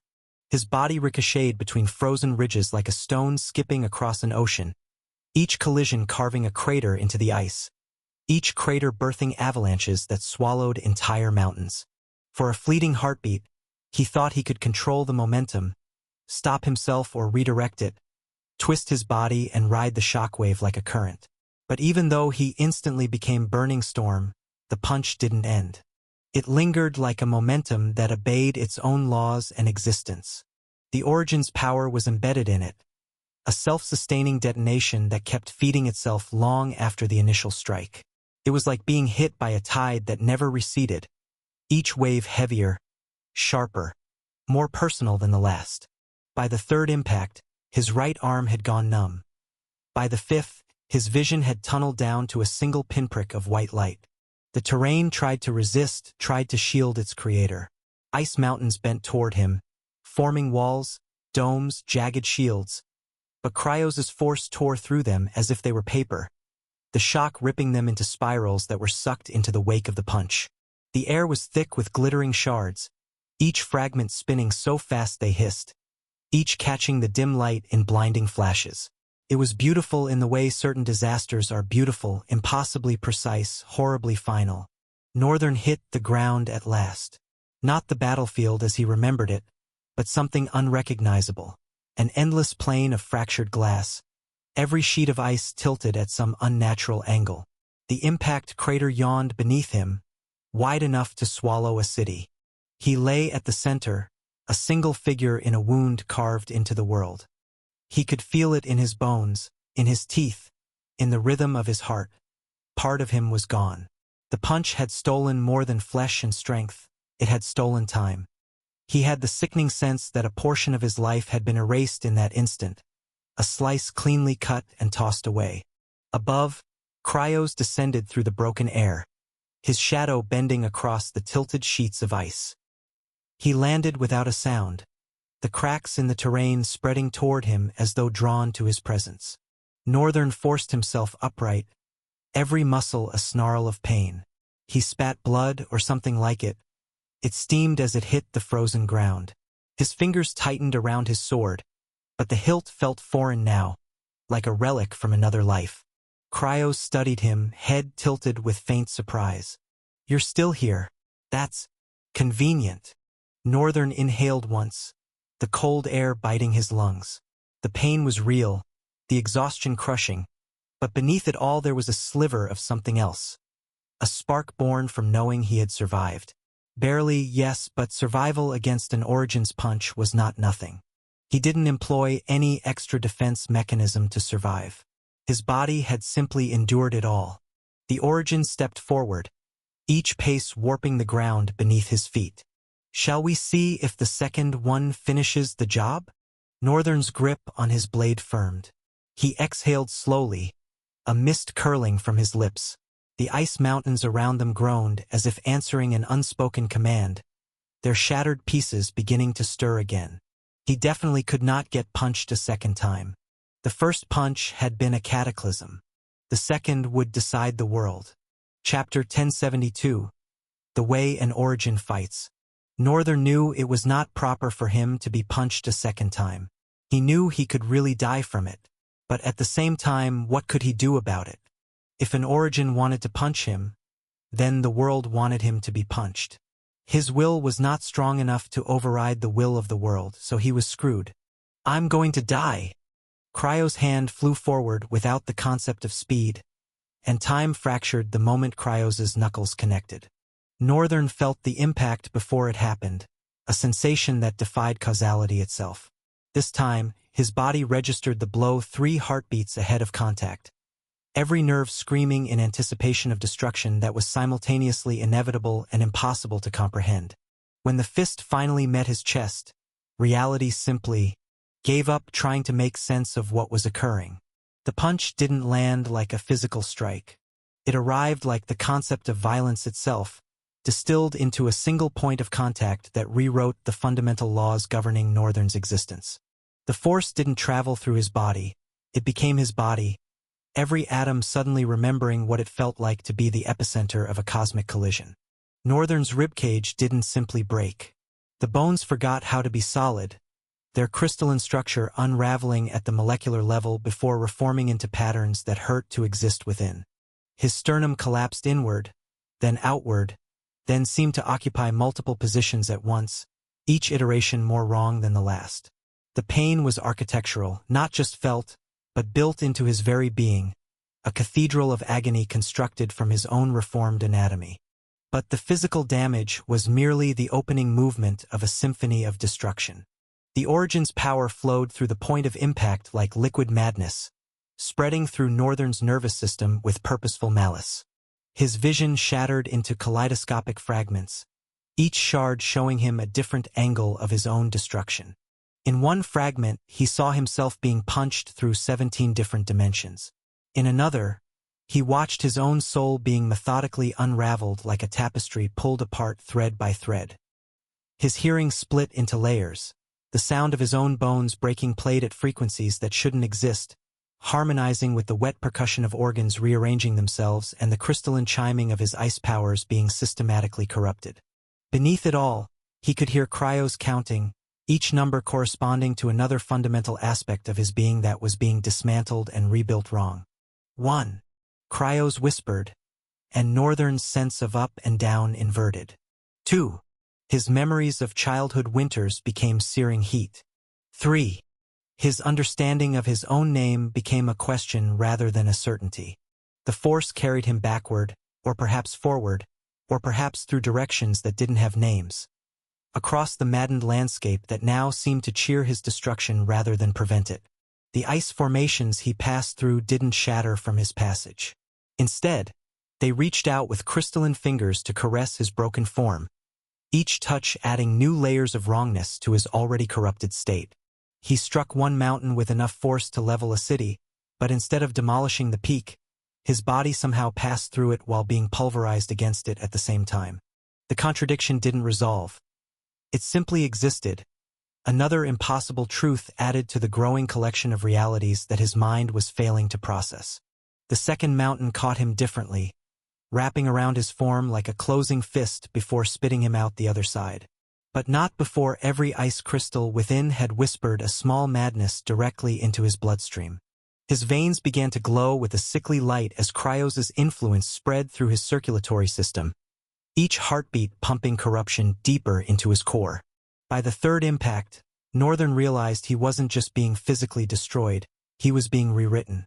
The Origin's power wasn't content to simply break him. It was editing the very concept of what Northern was, line by line, until the finished product would be something that remembered being him but had never actually existed. His ice talents, which he had praised as one of his greatest strengths given the way he could control them, became his greatest vulnerability as Cryos's madness flowed through the frozen constructs he had created. The fourth mountain received him like a lover, embracing his broken form and crooning softly as it absorbed the chaotic energies radiating from his body. The ice began to change, taking on the same sickly crimson glow that had infected the rest of the landscape. But somehow worse, because this was his ice, his power, being turned against not just his body but his very identity as a wielder of winter's might. When he finally came to rest, if rest was the right term for the strange suspension he found himself in, Northern was no longer entirely sure which parts of his body belonged to him and which had been borrowed from the maddened landscape around him. His left arm seemed to be made of the same corrupted ice that had once been his fortress, while his right leg appeared to exist in a state of constant phase transition between solid and liquid and something that defied classification entirely. The pain was no longer just physical. It had evolved into something metaphysical, a wrongness that extended beyond his body into the very idea of him. He could feel parts of his personality dissolving, memories becoming uncertain, convictions wavering like heat mirages. The punch hadn't just damaged his body. It had introduced chaos into the ordered narrative of his existence. Through vision that kept fragmenting and reforming, he saw Cryos approaching with the leisurely pace of someone who had all the time in the universe.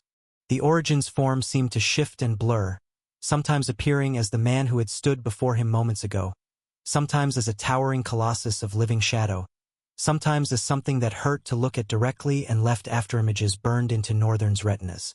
That was approximately 0.001% of my actual strength.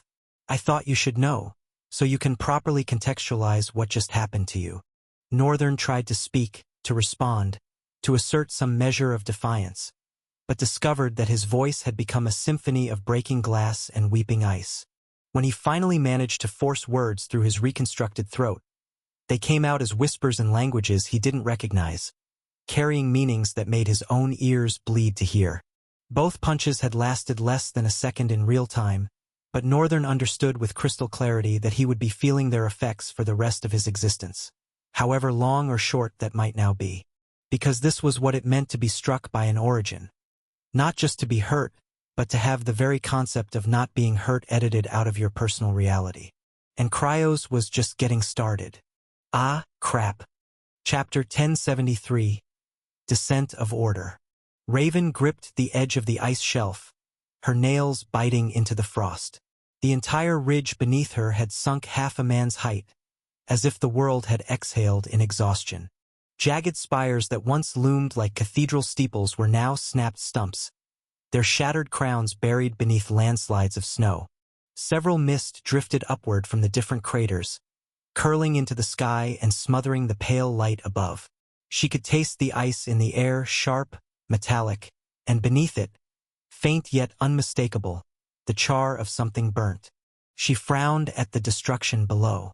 The flattened ground breathed in strange rhythms, cold smoke in some places, hot smoke in others. Eli and Thalen were far higher up. During the attack, the entire landscape had been battered by such vicious force that staying on the ground was suicide. A single touch from those shock waves, born from Northern skidding across the ice mountains, would have torn them apart. Eli had soared into the clouds. Raven had ducked as low as she could, yet still couldn't escape without a few wounds. Her breath was ragged. It had taken everything she had just to survive the maddened environment. And if she was this drained, simply fighting to stay alive against a world driven around by the force of a punch, how in all stars was Northern surviving? Was he even still alive? How could he endure those punches? High above, the great eagle-like bird stared down, awe and fear glinting in its sharp eyes. A dozen thoughts tangled in Eli's mind. First was the sheer absurdity. Northern had turned a desert into an iceland. If he told anyone the Red Desert had once been scorched sand, they'd punch him in the face for such an obvious lie. Because it was madness. Madness so complete, he couldn't even picture a paragon doing something like this. The essence it must have taken to forge such a landscape. Staggering. And as if that wasn't enough, Eli had watched the Origin punch Northern twice. He felt the audacity of those blows. Not just him, anything with a will must have felt them. Even the world itself seemed to flinch. His voice trembled as his gaze fixed on the figure sprawled below. Thalen, is this boy truly a sage? Is there something about sages I've missed? Since when does a sage have the essence to create an entire terrain? Thalen, seated on him, kept his eyes on Northern. He slowly shook his head. I don't know, friend. I don't know at all. Northern lay on the ground, panting, breathing hard. Or was he breathing at all? He couldn't tell. His senses were numb, his body equally so. He felt like nothing more than a mass of consciousness with no movable parts. It was hard to process what had just happened. 2 punches. Just 2, and already death felt like the kinder option. Yet, beneath the agony, something strange stirred. Power. First, it was faint, hard to track. But the more he focused, the clearer it became, as though he could follow it back to its very source. My true name. There is something happening to it. An Origin's blow was devastating. But somehow, Northern felt nourished by it. Cryos's power didn't just strike him. It erased him. Or more accurately, it unwrote him. And yet Cryos hadn't seemed surprised he was still alive. That told Northern it wasn't considered remarkable, perhaps just one of the perks of being an Origin, which would mean anyone could have survived. But Cryos couldn't have known that the essence of Northern's true name was feeding on the concept of those punches, on the concept of an Origin strike itself. But the question stands. How much more can I take before I die? A dry laugh bubbled in his mind, escaping his lips. He chuckled as he rolled over, forcing himself upright. The sound caught Cryos's attention. A broad, warm smile spread across the man's face. Laughing? Good. Then this will take a while. The last thing I want is for everything to end too quickly, not after 5,000 years of imprisonment. Northern straightened, but stood perfectly still, almost trance-like. He knew if he took even one step, he'd collapse again. And yet, with each second that crawled by, his body felt better. Too much better. Adapting. Something was changing, something beyond the flesh. His very bones, their concept of rigidity forgotten under Cryos's blows, were being rewritten by Unwritten, while Omniform rebuilt them anew. Unwritten was the architect, Omniform the on-site engineer. The only problem was that both the reconceptualizing and the reconstruction were agonizingly slow, which brought him back to the question. Could he truly grow strong enough from the Origin's assaults before they finally killed him? He sighed. Damn it, I don't want to die. Cryos watched him, that warm smile still fixed on his burnished face. Pleasant, harmless. And it terrified Northern. He'd met all kinds of opponents, but never one who looked so reasonable when they should have been utterly irrational.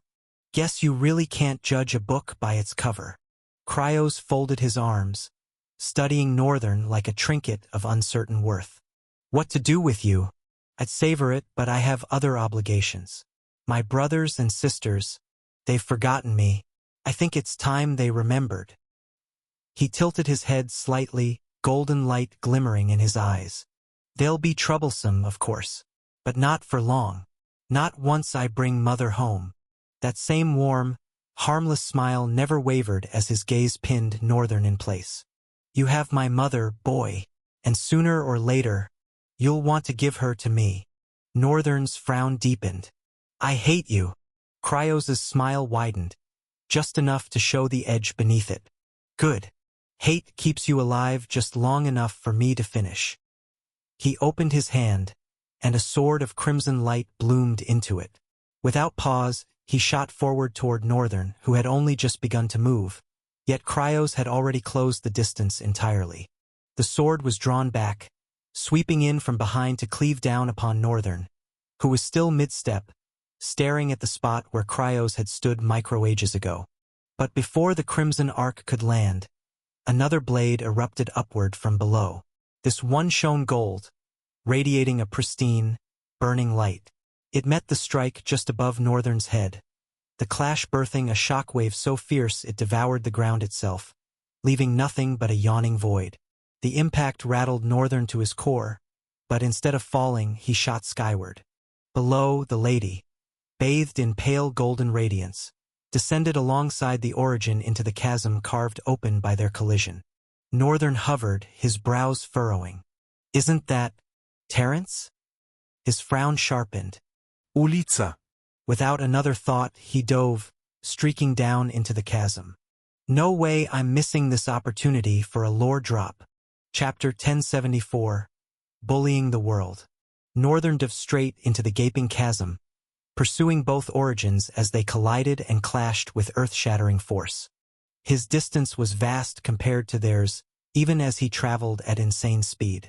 The terrain seemed to be folding inward, as if the world itself was fleeing from them. Each strike drove the ground level further away. The side walls caved inward, and their collision created a persistent rhythm, melodic yet hideous. It threatened to rupture his eardrums even from this impossible distance. Sound had always been Northern's Achilles' heel. Regardless, he surged faster, as fast as he could manage, and spent essence to accelerate even further. He manifested 2 more clones. Burning flames rocketed forward with a devastating shockwave and exploded ahead with blistering speed, leaving the 2 behind. Immediately, Northern shifted his perspective. He hurtled forward at breakneck speed. His growing velocity and natural ability to build momentum, using it to catapult his speed even further, proved invaluable, and he was finally within sight. At that moment, their swords clashed again. Northern saw white. He blanked out for a heartbeat. The next instant, he was embedded in a wall, as if crushed by the world itself. Blood erupted from his mouth as he bit his tongue, instinctively trying to mutter, "Crap!" He didn't peel off the wall and drop. Instead, the walls buckled and shattered, and the wind, the wall of stone, everything, fled even further from the collision, dragging him along. His body tore through the ground with savage speed. He came to rest somewhere deep underground, buried with only a tunnel leading to the epicenter of the vicious battle raging between 2 origins. Northern slowly stood and slammed his knee. "Damn! I want to see the fight." Still stubborn, he shot forward, but was met by a force that sent him tumbling through the air. His head cracked against the underground wall, crushing a section before he slumped to the ground. He remained in that position for several moments before sitting up. Blood painted half his face crimson. He sat cross-legged for a moment. Let's think, what's happening here? To him, it seemed the impact of their collision was so devastating that the very fabric of the world was unraveling. Or were these shockwaves? Northern frowned and shook his head. Will. It had to be that. Wait, but how can Origin's will override that of the world? He was confused for a moment. It made no sense. But then, when he thought about it, Ultrael was a world that existed as a unified whole. What was to say that, because of the world's separation, the will of the world had also been fractured? In other words, it was possible for an Origin's will to override that of Trael. That would explain why the world seemed to be running away. I mean, it's 2 Origins fighting. Northern paused for a moment. Another person weighing on his mind was Terrence. I don't know why Elle can't descend with her own body, but isn't fighting at such intensity within a human's fragile form putting Terrence in mortal danger? Northern buried his face in his hands and sighed, then stood up. The world won't part for me to pass. Is too terrified and just wants to escape whatever's happening up there. Weak-ass world. Northern closed his eyes. Can I rely on Chaos Eyes? They've existed even before Chaos. He opened his eyes, but there was nothing. No extra sight beyond the pitch darkness stretching before him. No Chaos Eyes. Chaos has been purged from every fiber of my body and soul. Disappointing but relieved. Instead, he could feel a continuous flow of nothing, everything. Strange. Perhaps I could get back all eyes? Or has chaos consumed it totally? What he didn't know was how to exactly to do that. And he would definitely think more about that, but first he needed to overcome his current predicament. Is it possible to use brute force to shatter the world's will and break through? Northern exhaled. Before I decide that, let me check on the others. He closed his eyes. His real body was trapped in the same situation, and Titan's reckoning as well. Each imprisoned in different sections beneath the earth crust. He sighed and shook his head. I guess I'll have to try brute force then. Northern rose to his feet again, rolling his shoulders as the underground pressure gnawed at his bones. First, he recalled Burning Storm and Titan's reckoning. Then he stared forward. Fine. Let's see if you can hold against me. The air in the cavern was stale, unmoving. But Northern didn't need it to come from anywhere. He made the wind. It began as a low breath that escaped his lips, then thickened into a slow spiral around him, pulling threads of dust and gravel into its wake. Each inhalation fed it, each exhalation honed it, until the entire tunnel trembled under the gathering tempest. Northern was learning subtly. He knew how it felt, and he was pouring everything into weaving it through every use of his talent abilities. I wonder if Cryos would have still been able to corrupt my ice mountains if I had been more conscious about manifesting them with my will. Nothing would have changed because the quality of his will was still painfully immature. In fact, immature was an understatement. But still, it was worlds apart from an ordinary talent ability manifestation. The difference was heaven and earth. If a talent ability manifested with will was human, a talent ability manifested without will was a hollow doll that merely looked human. So Northern made sure to not just command the wind. He inscribed his will into its very essence. It wasn't mere air now, but an extension of his intent. Move, break, carve a path. The swirling current howled, compressing tighter, folding into invisible blades that shrieked against the unseen wall keeping him trapped. The resistance pushed back, thick and suffocating, like trying to slice through the concept of no itself. Northern gritted his teeth, veins bulging along his neck. Don't care if you're the world's will, or the will of a frightened dog. He snapped his arms outward, and the spiral detonated into hundreds of cutting gusts, their edges keening with the fury of his intent. The wall screamed, yes, screamed, as the press of resistance finally cracked. For a heartbeat, the force that held him wavered. Northern didn't hesitate. He condensed all the remaining gale into a single forward thrust, a blade of pure wind wrapped in the essence of go-through, and rammed it into the fracture. The air burst forward like a flood escaping a dam. The oppressive will shattered before him. Northern smirked darkly with his bloodied face. Looks like you can be bullied. Without another thought, he shot forward, the winds carrying him toward the roaring epicenter where two origins were still locked in their cataclysmic battle. Chapter 1075. Evolution. Even though Northern had managed to tear his way through the world's crushing fear and reach the heart of the battle, he still had to pause. Even he couldn't afford to venture any closer. There was something fundamentally wrong with the space surrounding their clash. It resembled what Cryos had done to the terrain when he'd frozen everything solid, but amplified to a level of savagery that defied comprehension. The very land, the atmosphere itself, had been perverted into weapons of mass destruction. When something descended upon Ul, it wasn't merely Cryos' sword, it was the entire world crashing down, yet simultaneously not the world Northern recognized. It was as though Cryos had conjured a realm of pure, undiluted madness. His strikes birthed vicious laws of insanity that transformed empty air into jagged spikes or wove cages around Ul while his devastating blows hammered down upon her. Northern couldn't track the lightning speed of their attacks despite his own proven velocity. They moved beyond the threshold of his perception. The most he could manage was piecing together explanations from the wreckage they left behind. The battle raged with such apocalyptic ferocity that realities were instantaneously born, buckled, and warped around the combatants. Others simply exploded into nothingness before they could draw their first breath. Northern watched in horrified fascination as Cryos' blade didn't merely slice through space. It rewrote the fundamental laws that governed existence itself. When his sword carved its arc, the very concept of distance became liquid, allowing him to strike Ul from impossible angles, his attacks arriving like thunder before the lightning of the swing itself. Ul, however, might not have been winning, but she was a galaxy away from helpless. Her form flickered between states of being, sometimes solid flesh, sometimes a living river of pure light, occasionally becoming something that Northern's mind violently rejected processing. When Cryos' reality-bending strikes should have connected, they carved through empty air as she existed in the spaces between heartbeats, dancing through the hairline fractures in his manufactured insanity. The ground beneath them had long since abandoned any pretense of being Earth.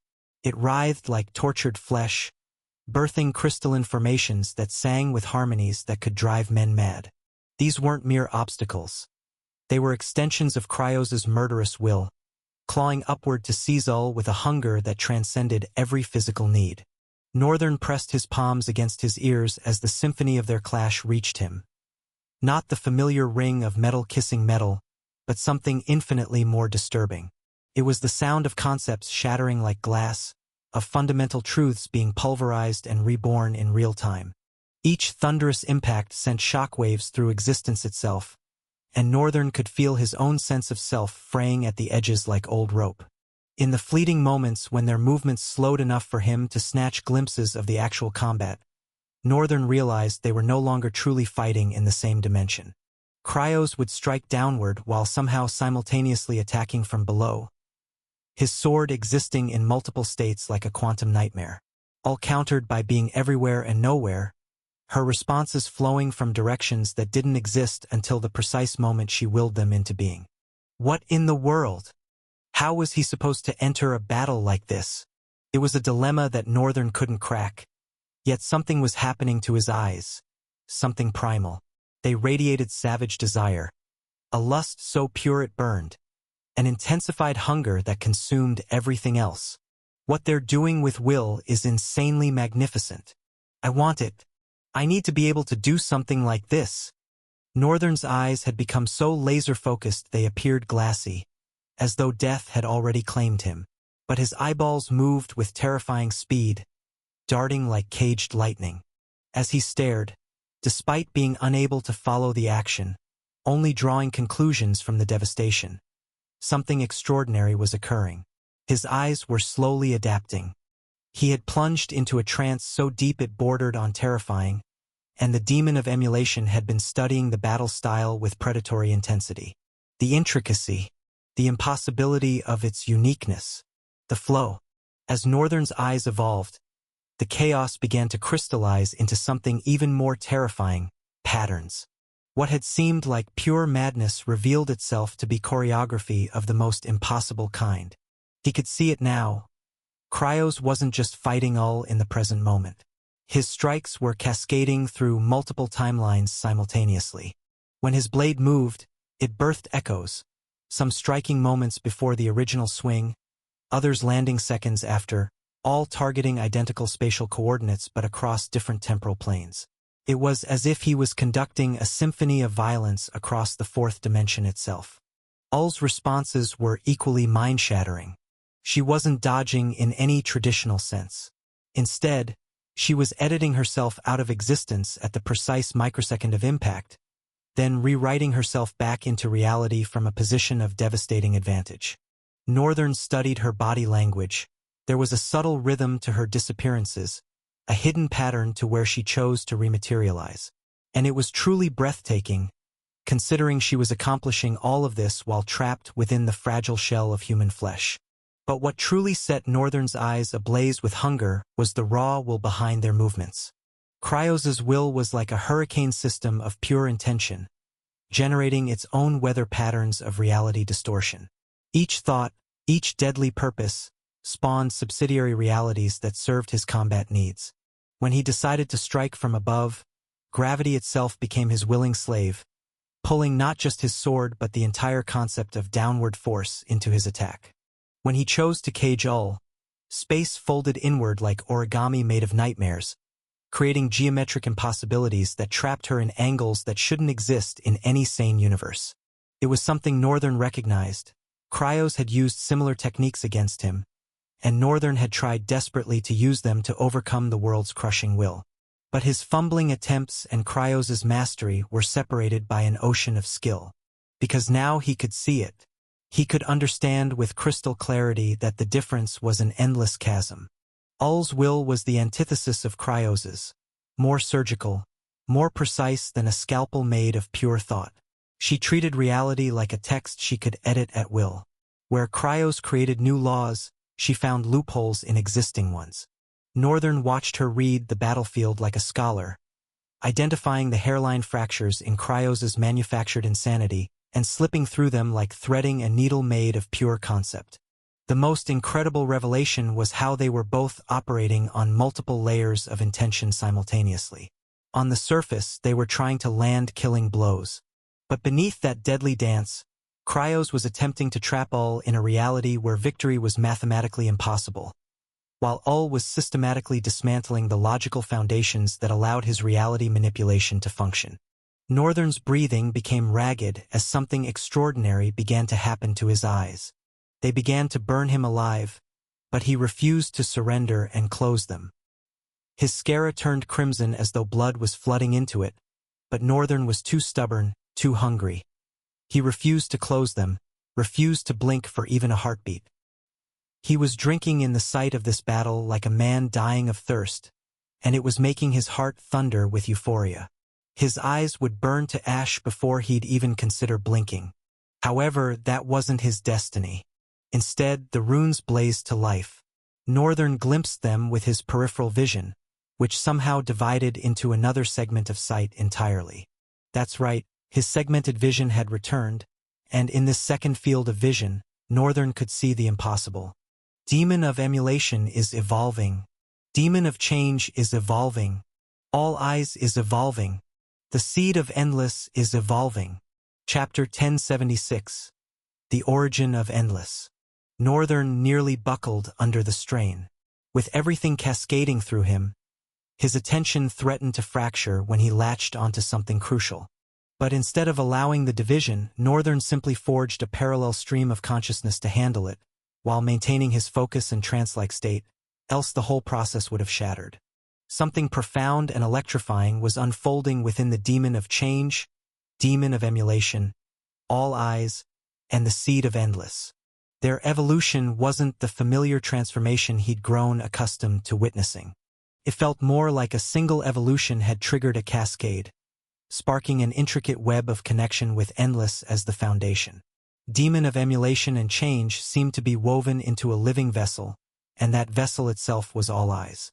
All Eyes was the one evolving, like a ravenous vortex of power that devoured everything in its path, dragging fragments of Omniform and the very marrow of his soul into its hungry maw.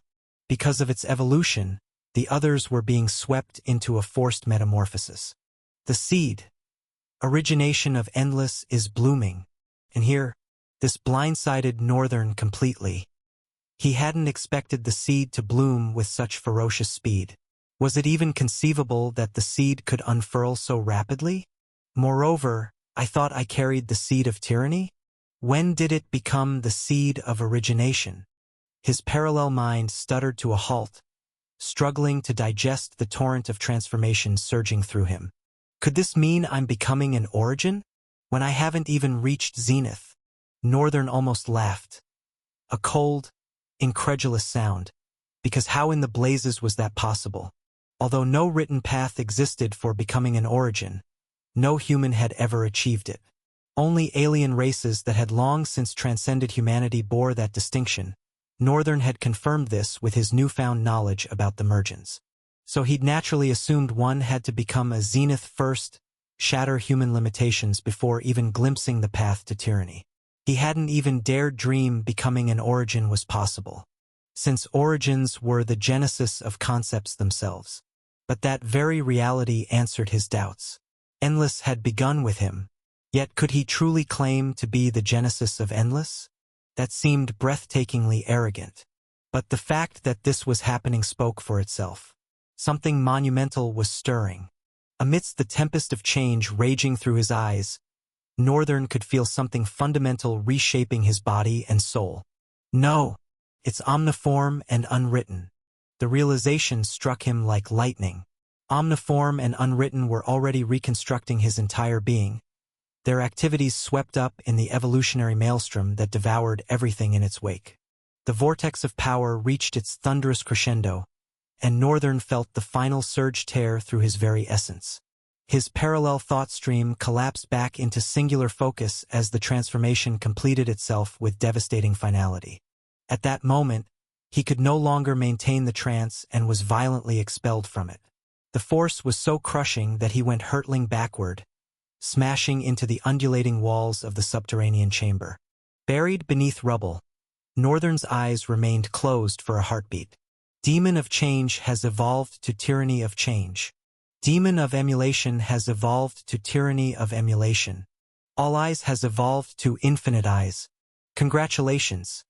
The nature of your soul has changed. You have become an origin. The nature of your body has changed. The nature of your name has changed. Unwritten is spreading its wings.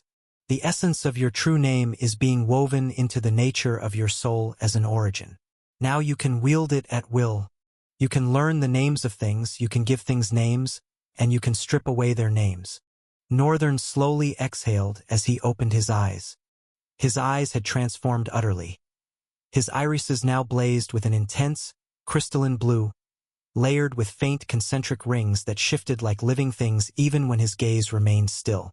They carried an unnerving razor sharpness, cold, calculating, and predatory, as if they could dissect everything they beheld into its most fundamental components. A single glance felt less like being observed and more like being weighed and measured. And his vision had changed too. It was as though veins of information, stratified into countless realms, flooded his consciousness. The sheer volume of what he was seeing and comprehending was staggering. To be precise, the names he was instantly absorbing, there was a terrifying multitude of them, yet simultaneously, his mind felt boundless, infinite. It felt like an endless river of thoughts, merged into one singular flow that could be separated at will to isolate any stream he desired. Northern felt so utterly inhuman. In that moment of processing the overwhelming flood of perception, new information materialized. Due to the nature of your soul, all sentient visitors that are not aligned with this nature are being purged. What? Northern's brow furrowed. If it meant visitors, this could include Void. If his soul purged Void and everyone dwelling within his soul, that could spell disaster. Cryos would absorb Void and would undoubtedly claim victory in whatever cosmic struggle was unfolding. But Northern knew of no way to halt whatever was already in motion. As a matter of fact, nausea was beginning to claw at his stomach. That had to be significant. Northern gripped the stone beneath him to push himself upright, but it crumbled to dust beneath his touch. Eyes widening, he stared at his hands. I've grown even stronger? He certainly had, but he still needed to flee from Cryos as far and fast as possible.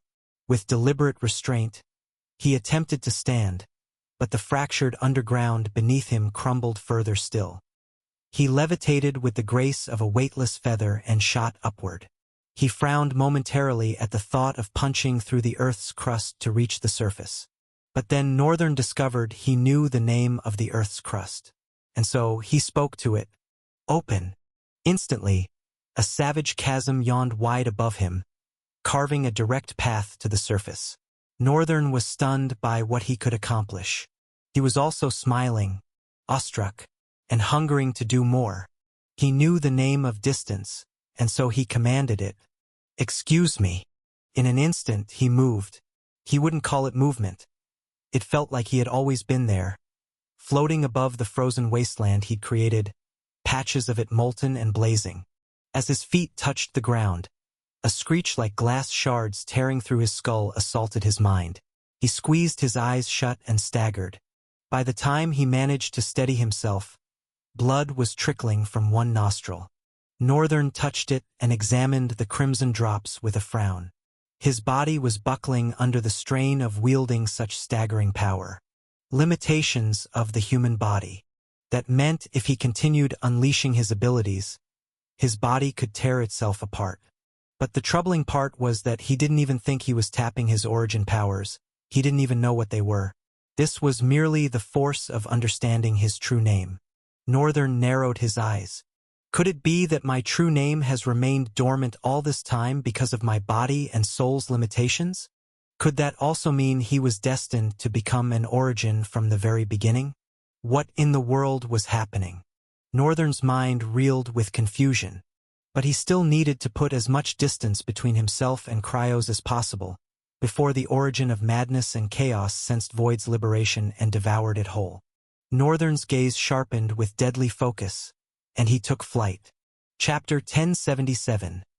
Revant vs. Kahl Part 1. I thought we were here to assist him. What exactly is going on? I have never felt so useless in my entire life. And to someone who should be assisting us, no less. Thalen sat perched on Eli's back, gazing down as he absorbed every word. Below them stretched a gaping wound in the ice. A vast, dark chasm yawning where an enormous chunk of earth had collapsed inward, forming a dark pit. He fell silent for a moment. I don't think it's only Sage Rian down there. I'm certain someone else has joined the fray. Something else is unfolding in that pit. Does it matter? Eli's voice thundered with self-directed contempt. He's still down there nonetheless, closer to the beating heart of all this than we'll ever be. I've never felt like retreating back to being a sage in my entire existence. This is a first. Thalen's brow furrowed in bewilderment.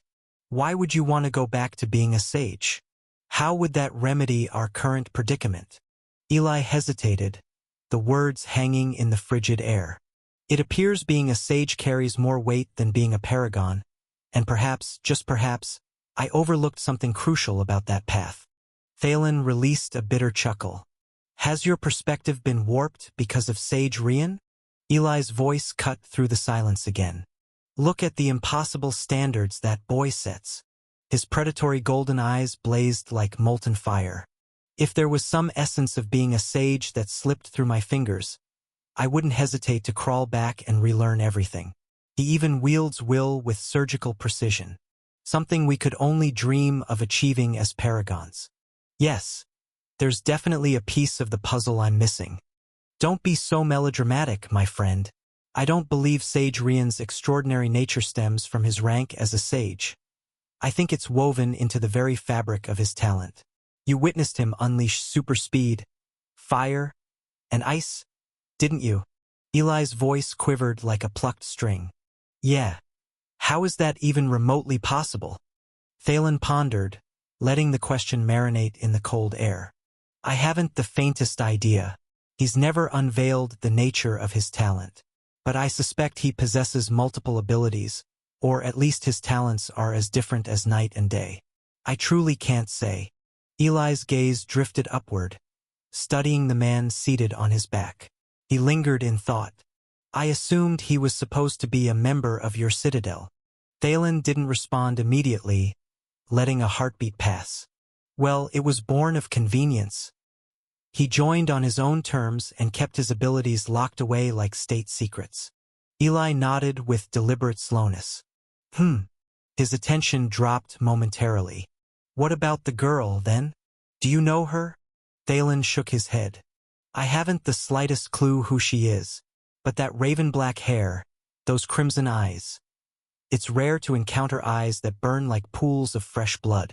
There's only one bloodline that carries that haunting look. Eli continued the thread. Kageyama, the thought has been gnawing at me since I arrived. She's their spitting image. Thalen nodded gravely. He stared into the distance, surveying the frozen wasteland from his aerial perch, and Eli mirrored his vigil. Then something snared his attention like a hook. Wait, look there. Eli's gaze snapped to follow. The man Sage Rian nearly struck down. Far to the north of the ice realm, shrouded by a maze of collapsed ice shards that had tumbled into a labyrinthine obstacle course, Kal moved like a ghost. His pale skin stark against his midnight hair as he navigated the treacherous path. Thalen's expression darkened. That must be the tyrant who ignited this entire catastrophe. Perhaps it's time we entered the dance. He paused, eyes narrowing to slits. But where is he headed? Is he fleeing like a beaten dog? As the thought crystallized, something plummeted from the heavens and crashed down upon Kal. A devastating shockwave erupted outward like an earthquake, obliterating every ice shard in its path. Both Thalen and Paragon Eli's brows knitted together in unison. Standing before Kal was a figure carved from shadows. Black hair, alabaster skin, and piercing blue eyes that were Northern's exact mirror. He looked like Northern's twin brother, aged to lethal perfection. Eli's frown deepened into a canyon. I saw that man on the airship. He studied the scene with hawk-like intensity, watching as Revant and Kal collided like opposing forces of nature. Revant shot forward with blistering speed, his hands spread wide like steel jaws ready to ensnare Call. But the moment they collided, Call dissolved into thin air and materialized behind him. Revant's face restructured in a heartbeat, features flowing like liquid as they molded from the back of his skull, hair sprouting across what had been his face. In the blink of an eye, his back became his front, and as obsidian swords rained down upon him, he simply raised his hand and shattered them like brittle glass. Call's gaze turned black as midnight, and the fallen swords multiplied in an instant, breeding like a plague. Revant sprouted 2 additional sets of arms and exploded forward with bone-crushing force, pulverizing each blade with his bare hands as if they were made of paper. Call rocketed backward, unleashing torrents of black swords that sliced through the air like a murder of crows. Revant gave relentless chase, demolishing the weapons with surgical precision. Call's expression darkened to storm clouds. With amplified power, he catapulted into the sky and put over 500 meters of distance between himself and his pursuer. The space separating Revant from those 500 meters transformed into a writhing sea of black swords that devoured every inch of air. From their aerial vantage point, Thalen and Eli could see nothing but a churning void of darkness. Revant, suddenly engulfed by the obsidian storm, came to a dead halt. He stood ramrod straight, his extra limbs dissolving into nothingness, his eyes cold as Arctic steel and brimming with contempt. He cast his gaze downward for a moment, trapped within a tempest of blades now descending like metallic rain to obliterate him. He looked utterly revolted, as if the very air had turned rancid. How distasteful! He sealed his eyes shut, and when they reopened, they had become twin pools of liquid shadow. The swords froze mid-flight, the storm itself grinding to a halt. Time seemed suspended in amber, though the occasional blink from distant onlookers proved the world still turned. He peeled one glove from his hand and opened his palm like a flower blooming in reverse. Fall in. Fangs erupted from his palm, and a hurricane-force wind dragged the sword storm inward. Everything was devoured by his hand with ravenous hunger until not a single blade remained airborne. The mouth in his palm let out a satisfied belch. Revant moved to replace his glove but hesitated, fingers freezing mid-motion. I'll probably need to feast plenty today. He cast the white glove aside like discarded skin, then lifted his gaze. In the space between seconds, he materialized before Call, delivering a shock that sent the man's eyes flying wide as dinner plates. Revant's hand descended toward Call like an executioner's blade, his voice cutting through the silence with glacial indifference. Stay still and die. Don't force me to use my right hand. Chapter 1078. Revant vs. Call Part 2. The frigid air crackled with tension as Call's eyes widened, staring into the abyss of Revant's palm. Time stretched like pulled taffy, a heartbeat that felt like an eternity. Then Call smiled. It was a razor-thin expression, devoid of warmth, carved from pure malice. You think I'm some common prey to be devoured? His form flickered, becoming translucent as smoke, and Revant's hand passed through empty air. Call rematerialized 10 meters away, his pale fingers dancing through complex gestures. That was just the appetizer. The ice beneath their feet began to crack and splinter, not from force, but as if reality itself were fracturing. Dark veins spread across the frozen surface like a spider's web, and from each crack emerged not swords this time, but chains. Obsidian links that writhed with their own malevolent life. Revant's expression didn't change, but his stance shifted almost imperceptibly. The mouth in his palm snapped shut with an audible click. His voice carried the weight of winter itself. How pedestrian! The chains lashed out with serpentine precision, seeking to bind Revant's limbs, but he moved like liquid mercury. Each chain that should have wrapped around him instead passed through his form as if he were made of mist. Yet when he struck back, his fists were solid as mountains, sending shockwaves through the air. Call's smile faltered. Revant's left hand remained bare, fingers flexing with predatory intent, while his right stayed gloved. He lunged forward, and this time there was no elegant dance, just brutal, overwhelming speed. But Call had one more card to play. His onyx-black eyes flared, and suddenly the battlefield wasn't just ice and snow anymore. Shadows began to peel away from every surface, from the scattered ice shards, from their own bodies, from the very air itself. The shadows rose like a tide, converging around Call until he stood within a writhing cocoon of darkness. "Let's see how you handle this, broken tyrant." The shadow cocoon exploded outward, and where one Call had stood, now there were dozens. Each shadow clone moved with identical precision, identical malice, identical killing intent. From their aerial perch, Thalen gripped Eli's feathers tighter. "This is escalating beyond what I anticipated. Shouldn't we intervene?" Eli's golden eyes tracked the battle below with predatory focus. "As much as I want to dive in and end this quickly, I don't think we can." Thalen frowned, curiosity etched across his features. "What do you mean?" "From 9 o'clock, I can sense monsters closing in on the ice land, and from the way I can't gauge its rank, I'd wager it's at least a Leviathan." Just as Eli spoke, Raven launched into the air from below, flying with ferocious speed away from the ice land. Eli chuckled, a sound like wind through stone. "Looks like the girl has caught on too. We have our work cut out for us, buddy. Perhaps, with 2 paragons and 1 ascendant, we can take down a Leviathan. That's a pipe dream, but hey, can't a man be a little ambitious?" Eli flapped his wings with a powerful gale of wind and banked sharply. With a low screech, he vanished into the distance. Below, Revunt stood surrounded by the army of shadow calls, each one wielding chains that gleamed like obsidian starlight.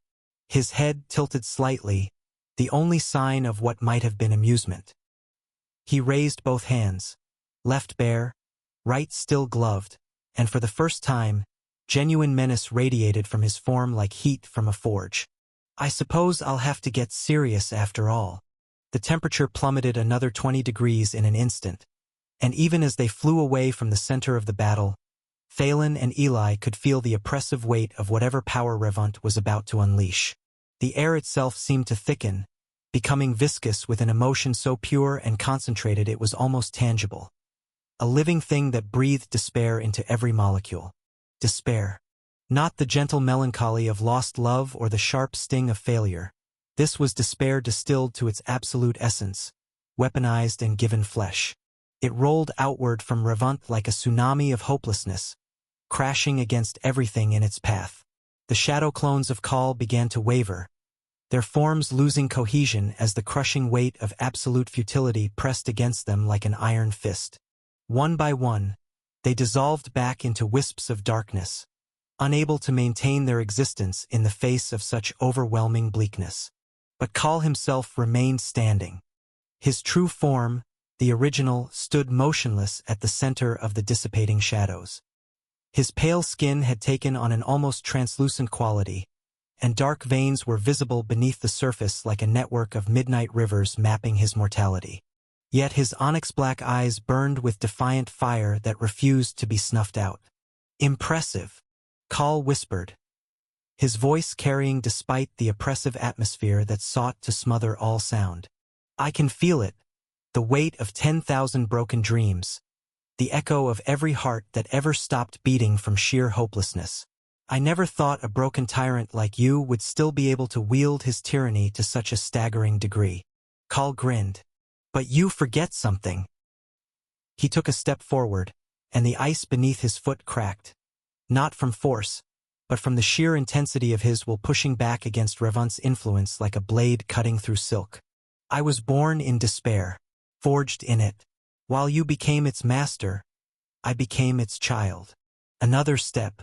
The despair that should have crushed him seemed to flow around him instead, like water around a stone worn smooth by countless storms. "You wield despair as a weapon," Call continued, his smile returning. "Sharper now, more dangerous, like a predator baring its fangs. But I am despair. Every breath I've ever taken has been stolen from the cruelty of the universe. Every heartbeat is a defiance of the nothingness that should have claimed me long ago." Revunt's expression flickered, the first crack in his impassive facade. Call raised his hand, and from his fingertips emerged not chains or shadows, but something far more primal. Threads of pure entropy began to weave themselves into existence, each one a strand of unmaking, of undoing, the fundamental force that whispers to all things that they should not be. So let's see, tyrant of despair. Kaal's voice dropped to a whisper that somehow carried the weight of collapsing stars. What happens when despair meets its own reflection? The threads lashed out, and where they touched the air, reality seemed to fray at the edges like fabric coming undone. This wasn't magic or technique. This was something older, deeper. The raw force of negation itself, given purpose and direction by a mind that had never known anything but the dark. For the first time in centuries, Revant took a step backward. His voice nearly shook. You are a tyrant of reflection. Kaal grinned like death itself. Damn right I am, but you got one part wrong. Only half of me is a tyrant. Kaal lunged. Chapter 1079. Revant vs. Kaal Part 3. Missing something? Revant suspected, in fact very much knew, that he was. While he wanted to believe that Kaal was a tyrant of nullification, Kaal was simply too weak to be one. Moreover, Revant had once met the tyrant of nullification, and Kaal wasn't him. This led him to conclude that Kaal was a tyrant of reflection, a conclusion solidified when he saw Kaal wield his own tyranny as if it were his own. There had to be a trick to it. Besides Kaal being a tyrant of reflection, something else was slipping through his fingers. Reflection, after all, was a razor's edge between origination and tyranny. Could Kaal be both a tyrant and an origin? Revant growled at such a wild idea. It was simply impossible. He had little time to react before Kaal caught him in a vice. The moment Kaal moved, the world fractured along invisible lines. His form split, not into shadow clones this time, but into something far more fundamental. Half of him remained corporeal, flesh and bone moving with deadly grace, while the other half became pure negation, a void-shaped wound in reality that devoured light itself. Revant's eyes widened as Kaal closed the distance, the first genuine emotion to cross his features since the battle began. Impossible. A dual-natured being? Kaal grinned viciously. I prefer the term paradox. The corporeal half of Kaal struck first, chains erupting from the ice to bind Revant's limbs. But it was the void half that proved truly terrifying. Where it passed, Revant's despair aura didn't just weaken. It ceased to exist entirely, as if the concept of hopelessness itself was being deleted from reality. Revant's right hand twitched toward his glove. Don't, Kaal warned, his dual voice carrying absolute certainty. Whatever you keep hidden under there, I can simply unmake it. You've never faced an opponent who could negate your very existence. Have you? For a heartbeat, Revant stood paralyzed, not by fear, but by the alien sensation of encountering something beyond his experience. Then his lips curved into the ghost of a smile. You're right, I haven't. He raised both hands, left still bare, right gloved, and pressed them together as if in prayer. Which is precisely why this will be interesting. The temperature didn't drop this time. Instead, something far more unsettling happened. The air began to forget what cold was. Not warmth, not heat, but the complete absence of the concept of temperature. The ice beneath their feet remained solid, but lost all understanding of what frozen meant. Revant murmured, his voice now carrying its own dual nature. The weight of despair layered beneath something that sounded almost like wonder. Kaal's void half wavered, confusion rippling through its non-substance. Something strange was happening, and it didn't take long to figure out. His gaze darkened. Conceptual erasure. Surely you wouldn't use your ultimate form of tyranny. You could cease to exist. Are you that reckless? What Revant was doing was something every tyrant was capable of. Every tyrant, because of the tyranny they governed, was given a unique law manipulation ability. It manifested in diverse ways according to the tyranny they governed. And for Revant, he was simply trying to erase the framework that allowed existence to have meaning. And Kaal would not be able to unmake something that had already forgotten what it was supposed to be. Revant grinned. I am that reckless. You're just going to reflect whatever I throw at you anyway. Fighting you is a headache. I'll just destroy everything. Kal's gaze remained dark for a few moments. Then he sighed and admitted, "You are clever." His corporeal form pulled back as his shadow self struggled to process this new reality that Revant was birthing. "But you're still thinking too small." He gestured, and the threads of entropy that had been weaving around him suddenly inverted. Instead of unmaking, they began to remake, but wrong, twisted, like reflections in a shattered mirror. "I don't just negate." His voice was dominant, clinical, and precise. "I can correct the universe's mistakes. And you, Revant, are a very large mistake." The air around them began to shift, reality bending as Kal's power worked to rewrite the fundamental laws governing their battlefield. Where Revant erased concepts, Kal rewrote them entirely. Cold became liquid fire, solid became gaseous thought, time became a direction you could walk sideways through. Revant's expression shifted from amusement to something approaching respect. "You bastard! How many tyrannies can you reflect?" Kal grinned savagely. "You're beginning to understand the reality of your situation. Let me give you a delicious detail. Do you know that every tyrant whose tyranny I now reflect is long dead? Killing the tyrant of the tyranny gives me overwhelming control over the reflection of their power." Kal raised his chin. "I'm going to enjoy killing you, but here's another delicious detail. I haven't only reflected tyrants. Reflection is a very delicate and paradoxical nature, after all. Whether origins or tyrants, everyone has a reflection." His grin deepened, the dual echo of his voice vibrating like two blades scraping against each other. "Everyone casts a reflection. Even concepts. Even gods. Even you." Revant's gaze sharpened, his mood visibly twisted with contempt. Kal's corporeal form's chains slithered across the ice like serpents, while the void half distorted with each step, bending the horizon itself. "I've made a habit of eating things, tyrant of despair.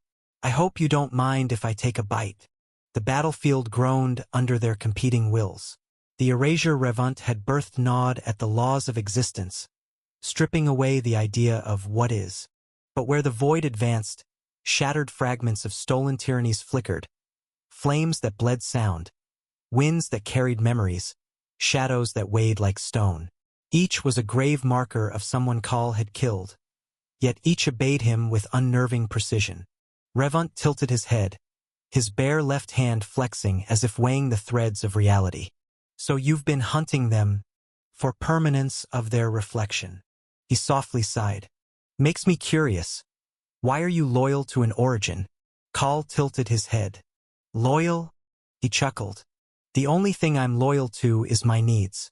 Cryos is my greatest masterpiece."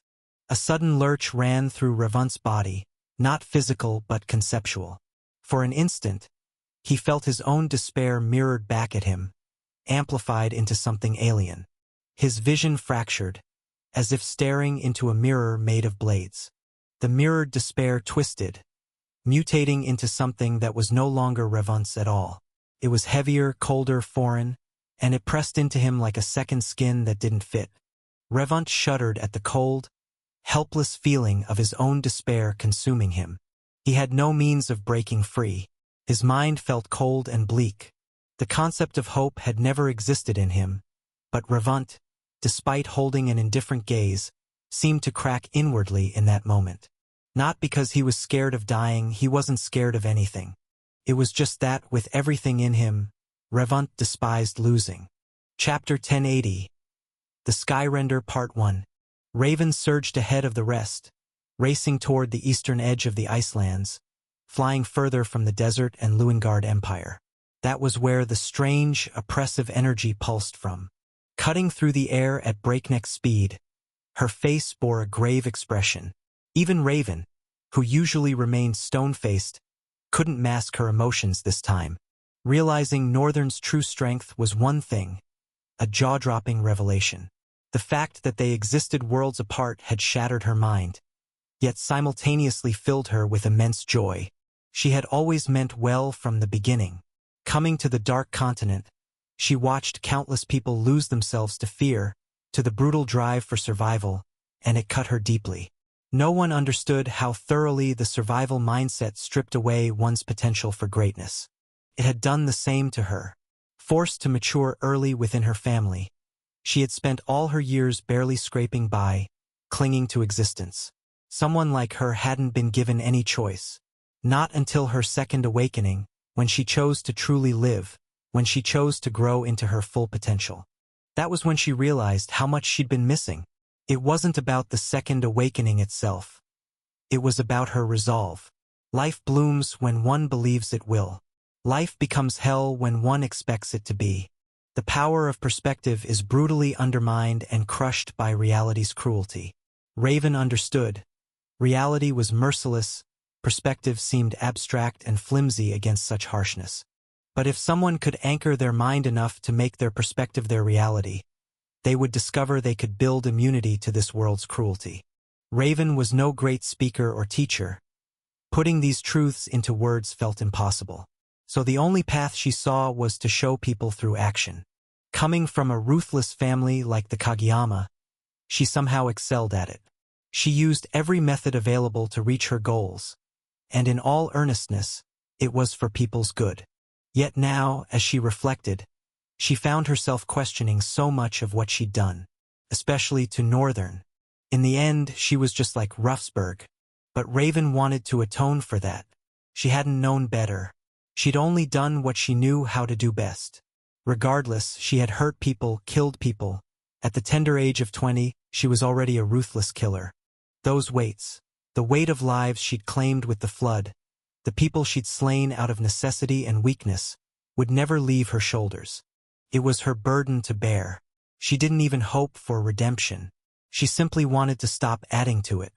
When she compared herself to Northern, she felt deeply flawed. She claimed to be noble, doing everything for people's good, while Northern was selfish, doing it all for himself. Yet how ironic that she had ended up alone, while Northern somehow stood surrounded by people. Was she living a lie while Northern simply lived his truth? Was that the difference? She felt underappreciated and unrewarded, but she was wise enough to recognize it as the consequence of her choices. It wasn't as if the same people she'd killed thousands to save had come to rescue her from prison, or even sent a word of thanks. She wasn't disappointed things had turned out this way. From now on, she wanted to live for herself, to follow Northern's example for once. She wanted to do what felt right, to abandon everything the Kageyama clan had taught her and use Northern as her model for living. And so, subconsciously, Raven found herself asking, what would he do in this situation? She hung suspended in the air, held aloft by her long black wing, staring at the vicious concoction of abomination writhing before her. The creature moved like a living horizon, each step sending shockwaves through the very bones of the earth. Its body was a fortress of living stone and abyssal hide, the scales along its head splitting into jagged ridges that glowed with an ethereal blue fire. From between those ridges poured streams of weaponized energy, as if the wind itself had been sharpened into blades, tearing clouds apart and scattering debris in its wake. Its eyes were twin furnaces of cold fire, burning not with heat, but with crushing will, staring down at the world like a judge poised to deliver final verdict. The air around it warped and twisted, dirt and rock lifting from the ground as if gravity itself dared not hold them in its presence. Each massive limb ended in claws broad enough to pulverize boulders. Yet its movements held unnerving precision for something so impossibly vast. Raven felt the breath stolen from her lungs before such a presence. The creature loomed as large as the world itself, spanning several hundred meters with its body and ridges. She was nothing more than a speck of ink before it. Even when Eli and Thalen joined her, they seemed no different. The creature dwarfed them to a soul-crushing degree. Eli's voice cracked. How are we supposed to kill that? None of them dared respond. As far as common sense dictated, a Leviathan was something a transcendent should face, at minimum a luminary. A paragon had no business confronting a Leviathan. They would simply be obliterated. Eli shot a furtive glance at Raven. Lady, got any special powers like your friend? Raven's gaze remained fixed on him, her face a mask of ice. She offered no response, simply turning back to face the Leviathan that awaited them. At that moment, two more figures descended onto the battlefield. Linus glided down on glass-like wings while Jeskai landed hard on the ground, though the earth beneath was already crumbling under the Leviathan's thunderous steps. The reinforcements were welcome, but Eli knew with bitter certainty they would accomplish nothing. The creature could finish them all with a single sweep of those ridges. Raven hesitated for a moment, then slowly extended her hands. A white orb of light bloomed before her palms like an opening flower. "We have to try our best, don't we?" As she spoke, each petal of light burst forward with a surge of searing radiance. There were 8 petals in total. All 8 streams of light flowed like blazing pillars and slammed into the abomination's head.